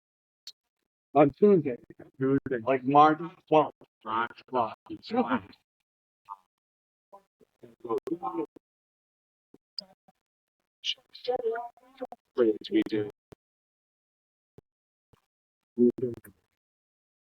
can't wait for mine.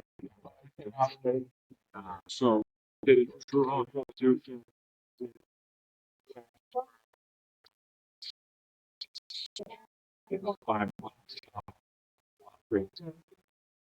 going on.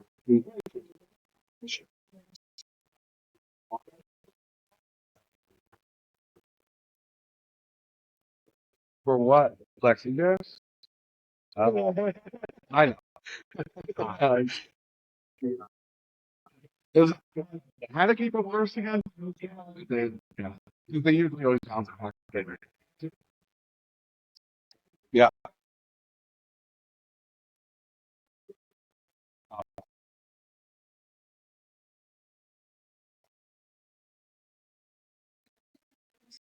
Come on in, brother. Zack, thanks for stopping by, man. It's awesome. Keep making those awesome rods. You got one of his, right? Yeah, my wife doesn't like it. What?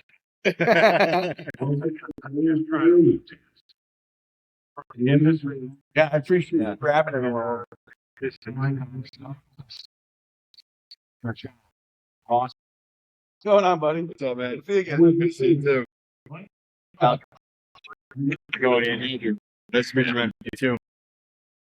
All right, what do you got? You got a whole fistful of plugs, it looks like.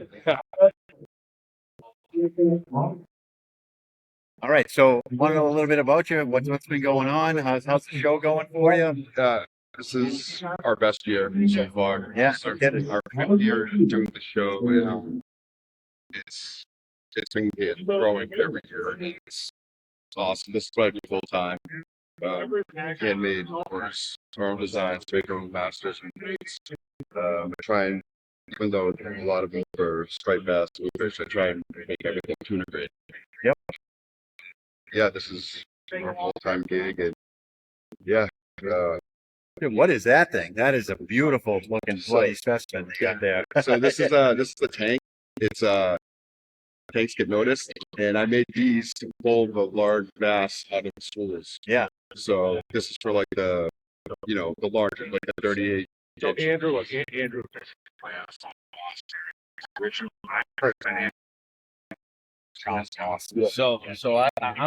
take a little credit here. So my full-time job in Boston Common, and it's like December, January. Yeah, It's snowing out. I'm trying to hide out in a parking lot by a boat ramp. I know that's shocking to hide by a boat ramp. Yeah. Pull in and I see this guy and he's got a surf rod. And it's January. So he cast him like a maniac. And I'm like, what was going on here? I'm like, something having some it's a bad day. And I'm watching, I look over and I'm like, that's all on his truck. This isn't just like some guy that's someone that's out there struggling. Yeah. And I go up and I'm like, hey pal, everything all right? And come to find out he's a lawmaker right around the corner from my station. We get it off. Talk all the time ever since. I like to credit myself finding him. Yeah. Down in his luck in a boat ramp. Oh, dude, you got to get out there and test the product, right? So, I have to, and I had just a short window. Our oldest is 5, and he went down. So I had a. We go ahead and test all these bikes before I started. Yeah, snowing on him in shorts. I have a hoodie. Yes. Yeah. Yeah, I'm like, what the hell is going on? Like, This doesn't add up. It was funny actually. A couple of weeks ago, Chris was like, "Oh, you want to head down to Plug's Pond and take a couple of casts with it?" It was one lure, I forget which one. And I'm like, Chris, pond fucking frozen. It's literally ice. Gas. He's like, "Oh yeah, that's right." Skip it across. Oh man, so tell a little bit more about what you're making there. To get this tour of the baits. So, we'll start with the little guy. Oh, look at that thing, huh? So this the peanut, and I made this. We took some brewing players out fishing to film one of their TV shows. Yep.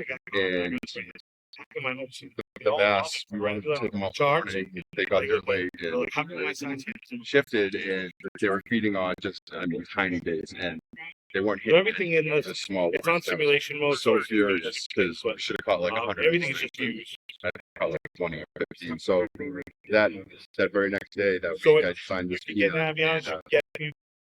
Kills when they're the small stuff, but then the Albie guys got a hold of the clear one, right here, and it took off. And actually, I think it was last summer, I got a 41-pound striper on this. Oh, that's awesome. So what's the action like on that thing? So How do you work it? it's 0.4 ounces, and it casts like a bullet. That's a great thing. It's very easy to leave on the surface. You don't have to really invest to keep it on the surface, but it sinks at I think like 8 inches a second. Okay. So you can get it down, fairly easy. Work the water column to 6, 8, 10 feet, and it basically walk the dog, or at night you go to a pier under the light. Put it down about 3, 4 feet, and just start doing this, and it's fast. That's working the shadow line. You hear they come out together. Yeah. So highly effective. The clear is probably the most popular. It's awesome. I can see, they probably can't see it on the camera, but that has a blue wire right through it. So Oh, yeah. You catch any fish with that thing. Yeah, so I tested, my scale goes up to 100. That's everything's around the leg, and I try and use the heaviest stainless steel wire. And then I have the squid zippy. It's actually UV reactor dots, but they use these in the rips a lot in the canal. It's actually a squid pattern. I make my own stencils, so the paint is trying to be realistic as possible. But this is my most popular at the shows. Then I do just the helio, and I do that one. So I drill each fin in and glue them in, and then paint them, and so it's my mahi pattern. It's a mahi eye. I make my own eyes. It's all solid If I was resin. a yellow fan, I'd eat that. Yeah, No doubt about it. Look at that thing, huh? How long does it take to make something like this? 2 months. Yeah. Yeah, it's so something like this is about 10 days total. And a lot of man hours. It takes more time, but I love doing it. And then this is. I just debuted this. This is to my knowledge, the first from tuna green. Okay. So the way I make it is all this wire. There's 2 pieces of wire. Yep. And connected belly weight, and then here, and then I pour everything around there. Yeah, that's awesome. Yeah. Oh, this looks like it has an awesome action to it too. It's Perfectly. It makes nice stuff. It makes pretty badass knives too. Thank you. I got in a little bit of trouble. I think it was last year. So What is this tail made of? So that is made out of a few things: weed guard and certain like cheap big paintbrushes. Oh yeah, okay. So I pick and choose, and then I glue it in, and I paint them. So I went back and forth. A lot of guys use like the silicone, tails, stuff like that. Yeah. I just didn't like it.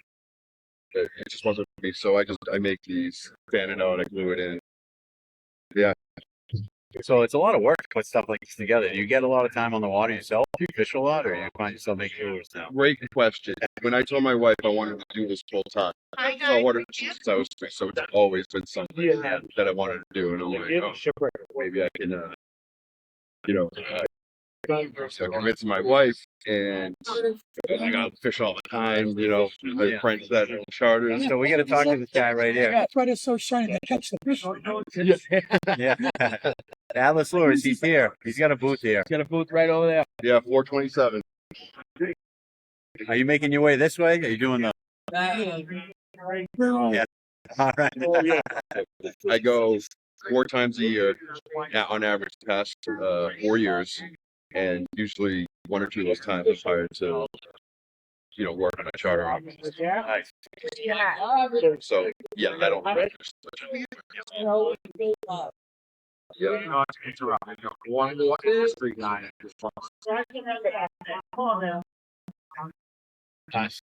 yeah, it's awful. But now that my kids are getting a little older, I can bring my youngest. So Yeah, definitely. You got to show them the way, right? yeah, well, you go 100-200 times a year to 4. It's pretty good. Yeah, I know. Yeah. And that's like the tough part about it. I mean, you want to do it for a living, you love it, you have a passion for it, you're creating something amazing. That tank is like such a sexy lure. I want one, so you're probably gonna see me. I make my own rattles too. So that's not even wood. That's it's 2-part urethane. Yeah, So yeah. The rattle in that too is I like. so I took some of the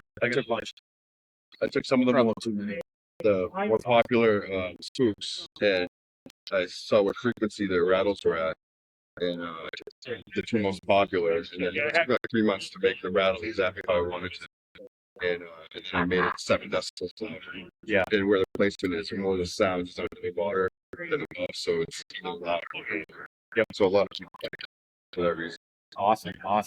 Well, we just had a tuna fishing local legend join us. How you doing, guys? Doing good, man. How you doing? Good, man. Matt Paracchio, am I saying it right? Correct. All right, awesome. And you tighten up charters out of where do you actually go out of? Okay. Excellent. We'll go anywhere normally. Nice. Yeah, you getting all ready for the season, or? Yeah, we're getting pumped up. Talking about Yep. So you do more than just tuna, right? You do inshore bass and all of that stuff too. yeah, that's my first started, I did a lot of play. And,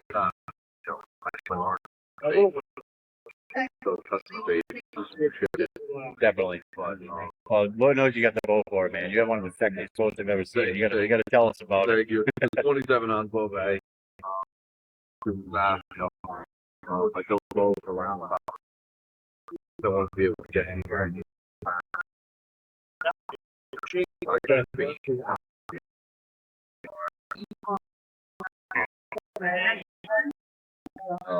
Just 70. That's it. Yeah. 70 MC. Come on, I held the title for a little bit of the morning. Yeah, I know. Yeah. Can I come over? It's always a bigger boat, no? I never really do the speed because you can't afford fuel out faster than using that speed. But it's nice to know you have it in case of emergency or you know you have to. Yeah. But, no, I'm looking forward to it. Want to get that up. Try to figure it out. Yeah, we'll see. Yep. So I'm pretty sure I saw you down south one of the days last season when you were the yellowfin. When that bite was going on. What was your best day you had last year? Yeah. It was a local fish down there, but it was chicken bite lake. Wild fish come off, cast while they touch it, then while they touch it, third while you flat up. Yeah. So if you come into a wild fish, found them, cast it,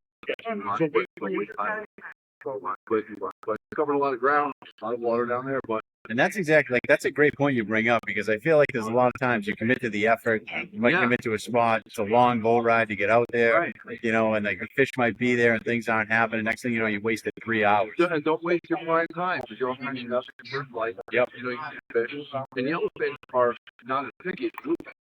So if you're throwing 3 different blue they're not. They don't want it. They're move on, and then we get to another thing, and you throw 4 lures in, and every out of the wall for the first right. That's what you're looking for down there. So capitalize on that early day fight and move on to the next one quick. Yeah, so if you commit to a location and you're out there, right? Because it could be like 12, 14 miles. To Well, get that's to, the like, problem next with down spot there. structure. It's everywhere down there is 20 miles from everywhere else. Exactly. Yeah. So like, what's that game plan like? Is it kind of like gonna work our way out? We're gonna go all the way out, come back. Like, how are we gonna do this? The way I started in an area that I'm just getting to figure out for the year is I usually have trying set up. And I have a goal in mind, place where I start my day, and then I have 2 more spots after that, and I created my, like on Chatham, police, Crablet, BC, Cool. That was my grind. Like, it was tougher. Down there, I would probably go, depending on if I was going east or west, I still the, the northeast corner, go to the middle of the dump, and then go to the north. And I cover that triangle. And that's an 80-mile triangle. Yeah. And at the same time, you never know what you're gonna see in between. And you're just right. And north of the dump, you can have been right there with my kid, and we spend all night. So yeah, I'm looking forward to it. I mean, we got herring in the Newburyport already. Yep. The runs are loaded, so it's gonna be an early season. I don't think it's gonna be an early season for tuna. They kind of do what they want. But I think right now, Yeah, definitely. I don't know how it's been down in your area, but up by us, it does seem like, there used to be a time where May we were only schoolie fishing, and then like later in June the big one. Now it's just like the big ones are boom, like Memorial Day weekend we're catching 40-pound fish. Right. And then those fish seem to go away, and they set up in the summer area. Yep. But then you get the wave of the schoolies, and then you get your resident fish. So do you fish both sides of the Cape? Are you in the? Yeah, I don't. It's a long time for me to get down to Bass River. Yeah. For like an hour. So I tend to avoid it if I really have to. We stayed on the backside last year, and we were pitching away at 100 every day. But it wasn't that number. We were getting 1 or 2 a day. Yeah. Which does sound like a lot to the guys that are starting. But versus 10, 15, 20 a day. But going out, I just have to get up 30 in the morning to leave my place. Yeah, same thing. I was talking about that earlier. You got to do it. Grind. Every day. Yeah. That's a grind, man. Every day. People are like, man, you got the lines, man. You fish every day. And I'm like, oh, dude. Not fishing with friends, man. Fishing every day is awesome until you have to fish do every it. day. Right. Yeah. I want to get to the point where I do it because I want to do it, not because I have. But it's still, it's hard to get up in the morning, man. Once you get first fish up out of the water, your whole mindset changes. Mm-hmm. And you're like, yep, I can't wait. And then everything changes. You're a child again, like first day doing it. Yeah. And you're like, That's awesome. You're right. It's always like that first fish or that first time of light during the day. right. Half the time you're in the morning, you're groggy, you just meet people, you tell them the same story over and over again. That's that. Yeah. Well, yesterday we did this, Recycling And the he's same. just like, all right, get on plane, let's get there. And you guys understand, like, we have a big network of boats that we work with, that we're like 7 or 8 boats. And the customers love hearing. They love hearing the interaction because they know that it's just not me looking, and they think they might get distracted. They know that all of us are looking everywhere for contact, and then find what we find, come together. Yeah. And it's a camaraderie. You build the fishery, then build your business. Right. You know what I mean? Yeah. Make people want to come to where you fish. And they feel it, and they feel like they're part, and they are part of something for the day. You know what I mean? Absolutely. And they love it, and we're all honest with each other. No secrets, no hiding. That's what made the charter fishing on the Cape has changed the past 5 years. It's become more of a water than a competition between charter now. Yeah. It's great. Like, Ryan fish throughout the year, probably throughout the year. We don't talk a lot. But if he needs something, he calls me in a heartbeat. If I need something, I call him in a heartbeat. I take a trip every year. So my one vacation, I go down to the Cape to do some albie fishing. Right. And I took my parents a couple years ago. They've been a couple times. They hadn't caught an albie. Right. So they're like, oh, let's go out of town. I'm like, all right. I'm like, oh, let me call Brian. I give Brian a call. I'm like, hey, we're going to come down this weekend. I have the bike bench. And he goes, come down 7 o'clock. Follow me. Let's go. So couldn't beat that, you know? And Great. It is changing a little bit. Things are changing. I'm not so trend. I did 47-degree water in August last year. And it stretched all the way up to the canyon. But then they race point, we're seeing, Bonito and Alvarez in July. Yeah. That's not normal. they were catching, there was loads of algae last year. I've never seen that. You're going on. You know, straight. Trolled up a couple self video. Yeah. You know, so yeah, looking forward to it. You know, everybody get together.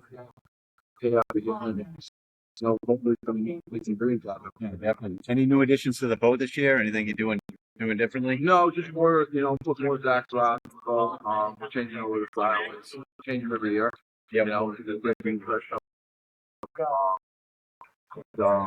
Firing over it. Basically all the stuff that We love those silents, huh? yeah, basically style. It's all about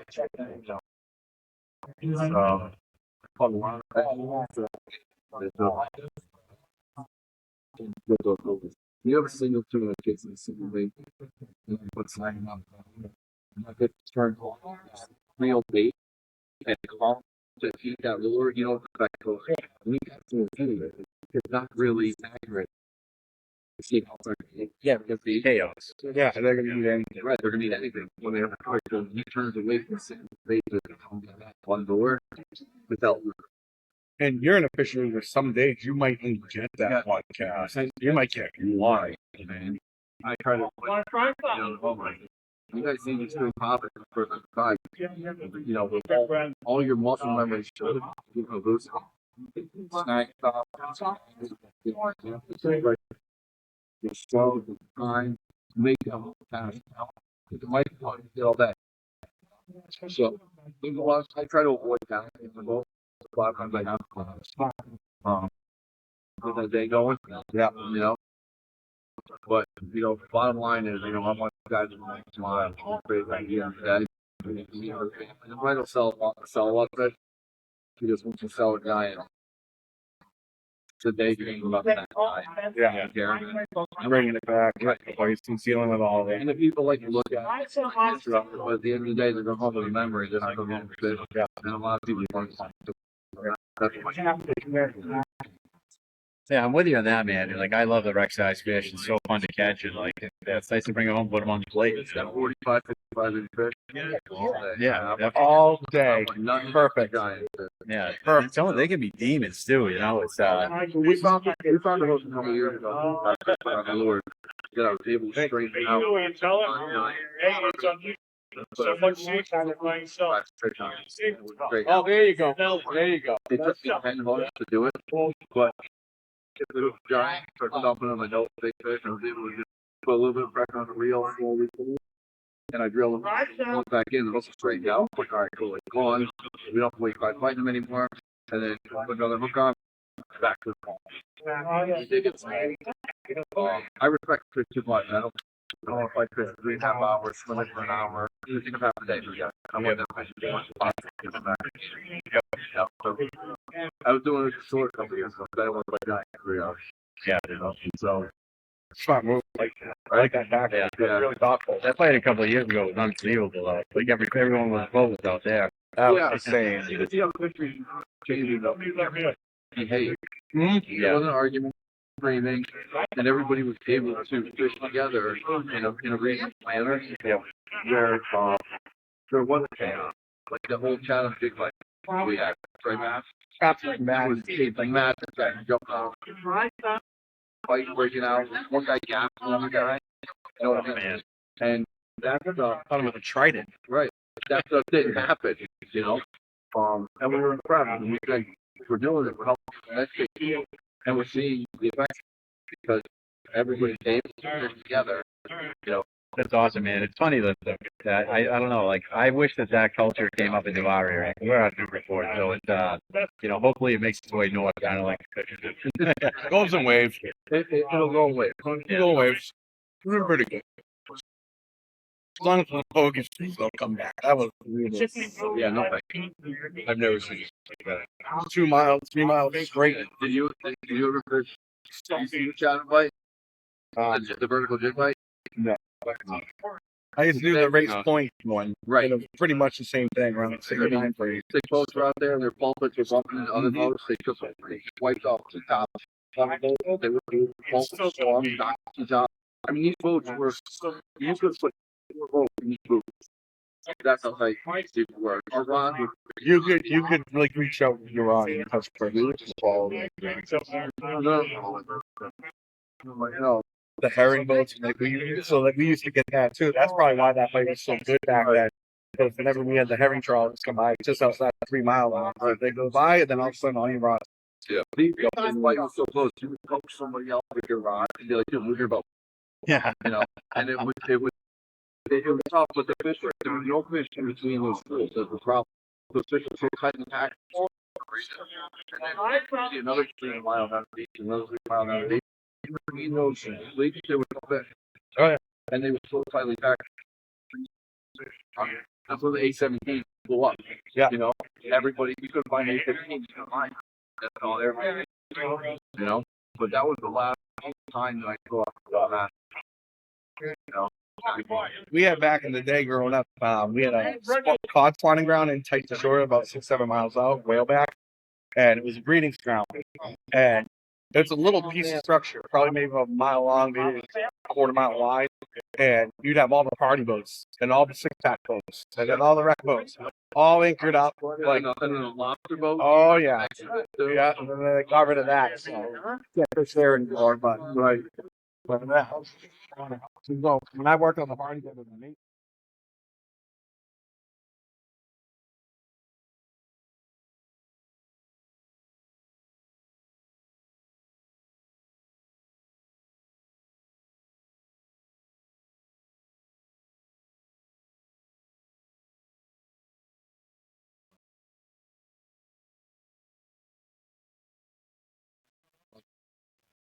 So if you were to be going out there and you could pick one rod, one reel, and one lure, what are you gonna do?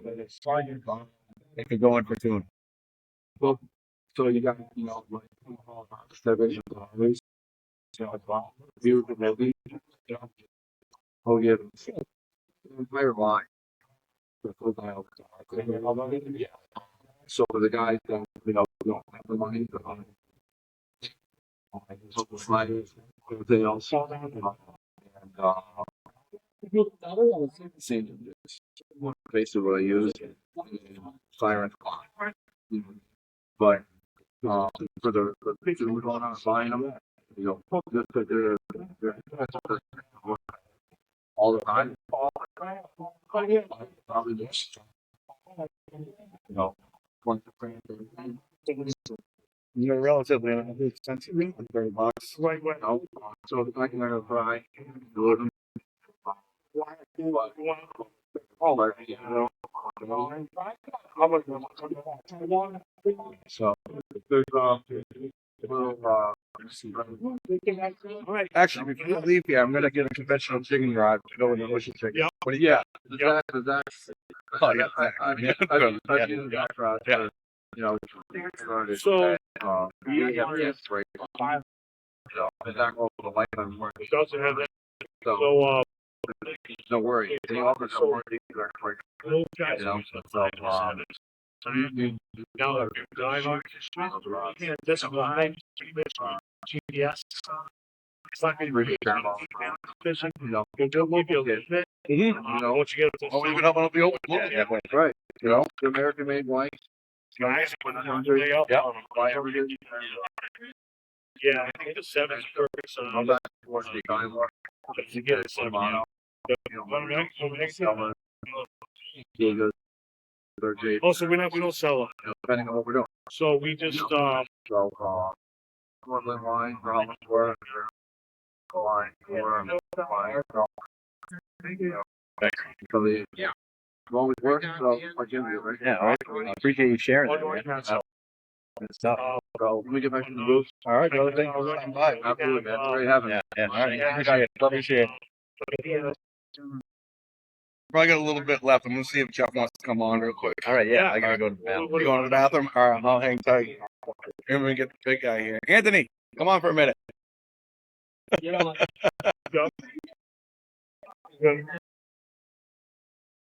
All right, thank you, brother. Did you see it has all basic charges? That's solid work. It also could dozer. They have their own it has you can No, we're gonna try to get Jeff and get Jack. yeah. Toastmaster chip. Yeah. Yeah. Perfect. But it has basic. It has basic charges. Yeah, we gotta get the big guy in. What's going on, man? How you doing? Sure. They're all priced. I know. Glad you made it. The boys weren't sure to get out here. You know the game. You've done it before. Hey guys, so can you just tell everyone who you are, your business, and we'll go from there? Yeah, maybe a boat show. Yeah, the phone selling it. The boat show. Yeah, you're one of the unique guys. You do night charters too, right? You are a savage, man. I couldn't imagine you with night charter. I don't know how you do it. How many will you take home? You'll take 4 guys to me. Carry a lot of rods. There you go. And guys, this is Jeff Clark from Commerce Sales. He works at the booth here. Jeff, how you doing? Doing well, sir. Thanks for having me on the podcast. I think it's the first. I know we've been wanting to get you guys up. Sure. Yeah. Oh, ice is so real. Every time I You'll get on your. we'll get on here sooner or later. Yep. So, actually, we'll take a moment here just while we got you. Talk about some trolling motor stuff, right? You guys got a new line coming out. I'm really excited for my new boat. Put one on there. Yeah, you're gonna really appreciate the extra power on these things. They are they're beasts. We've got brand new line of Rush motors are going west. So we've got the Zack Rhode. The Instinct, which are the name for our new water. So like whether you do it from Humminbird unit at the console or you're remote.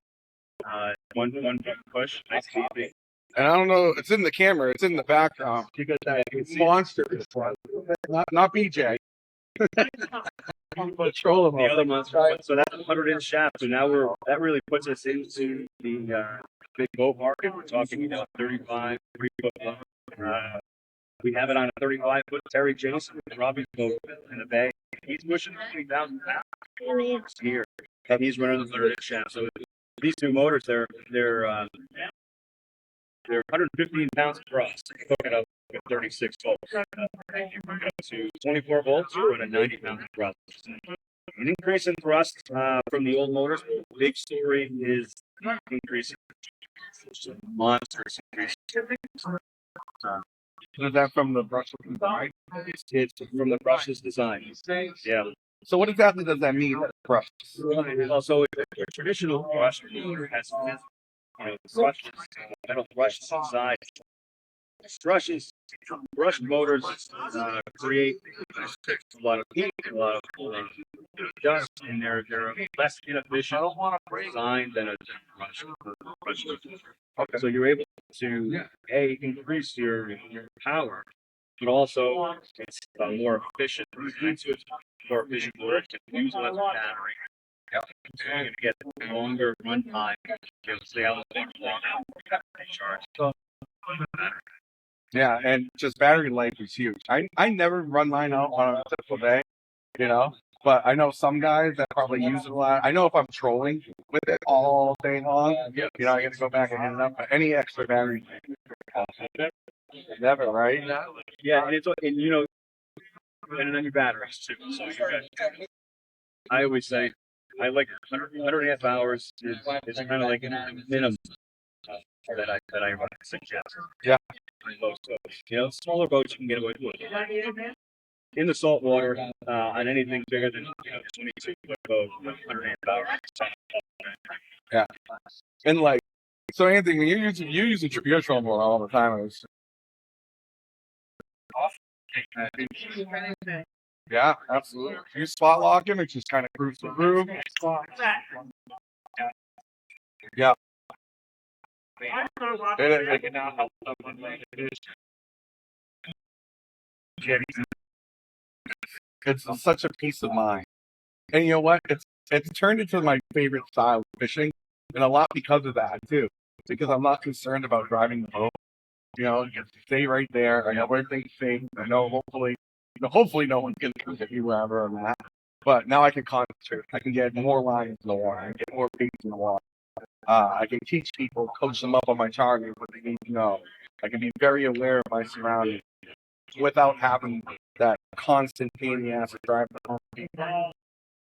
Absolutely. Yeah, you know, it kind of brings me to another point. Is, we have two of these motors. One is the manual stoke deploy, one is so we're the only ones that offer automatic stoke deploy motor.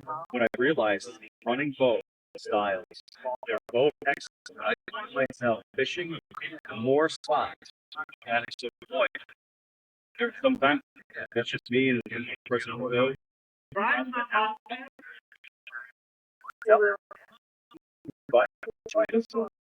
or I it's okay. Late, no, I'll pass over this one. I'll hit one in the next spot. So you're able to fish a lot more. Yeah, I got the 87 for mine too, and I got the manual deploy this time around. And yeah, I'm just gonna get a little bit of work out, but I'm not worried about it. You know, I could use it. Let's be honest, so it doesn't even matter. You know, once they're in the water, it's clean. Yeah, exactly. It's just how they get there. And when I had the auto one on my other boat, man, all my customers had a bunch of nicknames. Kraken, deploy the Kraken. They would say. I was Terminator. Look at that thing, goddamn Terminator. And then we're going to do, so everybody kind of knows our spotlight technology. We've got that for a while. We've got new technology called trip built into these motors. We have it up to Humminbird units, which is a our connectivity, right? Humminbird, a lot of features, and they're integrated. One of them is called drip meters, so it acts like a RISSA. Oh, So you set, you know, your bluefish technique. You're trying to fish and grab your cast just do that. Lines. great for shark fishing. Then you've got these motors to help you out. Second, your bearing and your drip speed. Yep. It will. That was anything after you said. So that's one of the greatest advantages of when I use my trolling motor.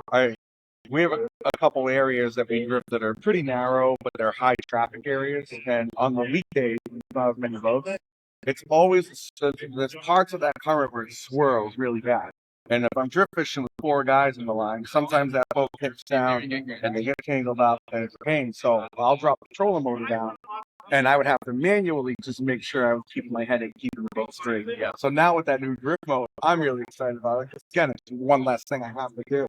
And I can keep my 4 guys off the edge with their lines scoping out exactly where they need to be and avoid the tangle, avoid the shit show that we kind of occur. Yeah, and the guys who have our older motors or even we are still selling brushed versions of our motors. Like you still get an 87 brushed to roll. So we wanted to be able to offer a still lower price point motor that's still extremely capable and not have to. So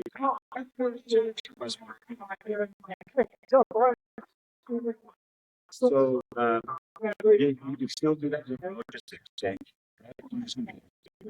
And I will say one thing. I've always had my trolling motor hooked up to my Humminbird, but the ease of use, if you're somebody looking to invest on a trolling motor on your boat, get a Humminbird unit to pair with it because being able to just touch a button and go exactly where you want to go and spot, see where it goes, and have those your waypoints on is tremendous. You know, or your remote dial or something like that. You can control it off the screen and get all your data from your screen. And now we have battery upgrades. Correct. However, you can see time of day and duration, voltage. You know, like Jack when those batteries in full in real time. So to change that motor is working harder for less time. That time of day is battery related. Yeah, because before you're fishing line pretty much with the battery, right? You have kind of and yeah. So just knowing you have to pull it up. I'm excited to see your new boat. I know we're gonna be twins. Doesn't know We both run air customs up after just center console. So getting the tower, getting The tower. it's exciting. Yeah, all the bells and whistles. Probably beating that topic to Paul. I'm sure you brought it up. Oh, me and Vinny have been talking about it for a year. Never mind on the podcast, you know. But no, it's really exciting, you know, and it's good, you know, whenever you get in the new boat or even the boat for yourself and going through the process of laying it out and picking out the things you want for it. It's just, first of all, fun in itself, you know. But then putting quality gear on it for a purpose, not just to have it. You know, I don't have a trolling motor just to have it. Like I actively use it all the time, all the time, and it's changed the way I fish for a better way. Yeah, exactly.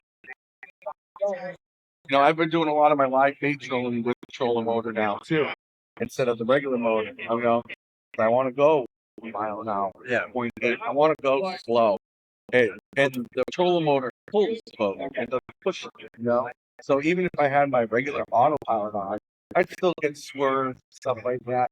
Now I can set, instead of like fishing 3 lines on a troll, you know, I'll throw 6 or 7 out and get it spread out like a cube, just because my trolling motor keeps me straight. Yeah. What I really loved it when I first got, we do a lot of fishing 2-3 feet of water. That's the beach. And you know, when you're running a charter and throwing lines out, it's dangerous. If you leave the wheel for a second, you know, you're going right in. And that's when I first got it, when I moved board most. And I could just sit right in that little wash line the whole way down the beach to the ground. You know, stand up on, well, now I'll be in the tower, but I would stand up on the bow with my trolling motor, just looking down. And, oh, fish there, cat there. That's fantastic. And once you get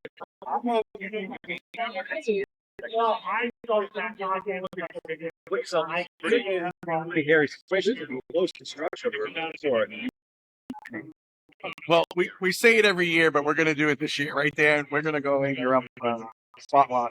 We'll talk. We're going to see if we have them. We got to go find out where to catch. So we know a couple divers that go down, they steer something, and they're in tricky spots. They're in tricky spots where you wouldn't want to go.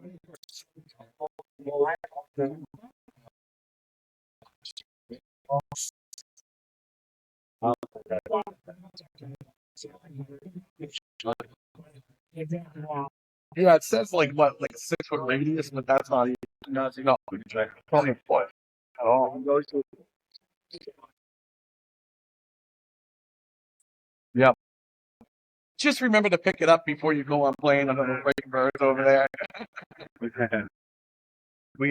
I'll tell you one thing I'm excited about from the last product. Wasn't available. The other thing I was really looking for, seeing two of them being on Facebook, seeing his work at Steam. Still be honest for big fish, super clear. And the fact that you get the side stand, that's part of that too. yeah, we have some games too. Guys have pretty steep advice. I remember bringing up things to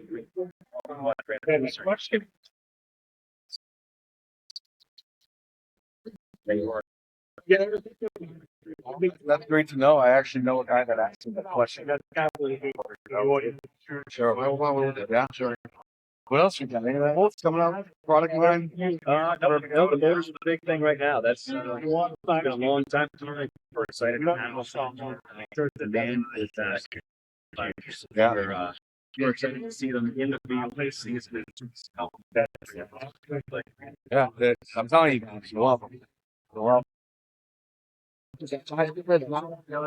I mean, that's a commercial night fishing, right?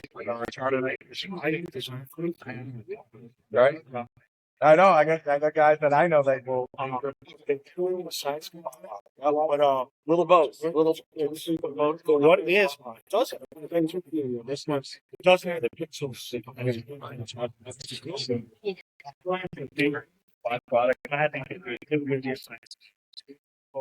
Yeah, absolutely. You guys up by us in the Merrimack, Stephen Hudson's just the best guy to work with for anything. Right? He's tremendous with the Minn Kota Humminbird stuff, and he's usually got a beeline right for me too. So like he'll text me if someone. And anything else for you? Thank you. All right. Yeah, go for it. We'll clean up. We'll get out of your food. Thank you. Thank you, guys. All right, Boston America, guys. Thanks for listening. That was really fun today. Yeah, it was a great time. We had some awesome people. It's amazing. You know, we're all in one place, right? Right. That honesty. All sound aligned. We can say hi and see the star. All right, bunch of guys we haven't talked to all summer. See how everyone's doing. Yep. Brian Coon's coming back on to say goodbye.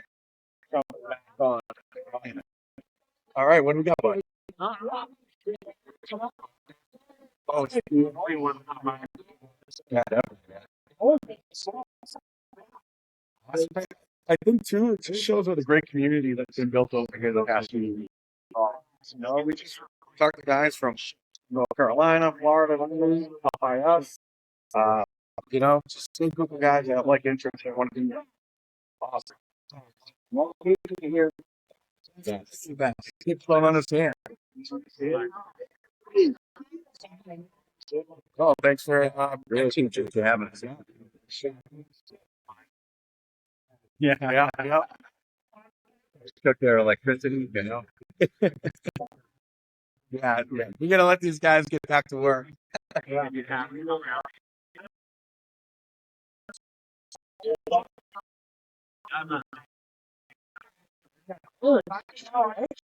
If you saltwater fish, there's no reason for you not to. It's the show, definitely. Yep, absolutely. Thanks, brother. All right, thank you guys for listening. Yeah, definitely. See you next time. See you next time. Bye. Woo.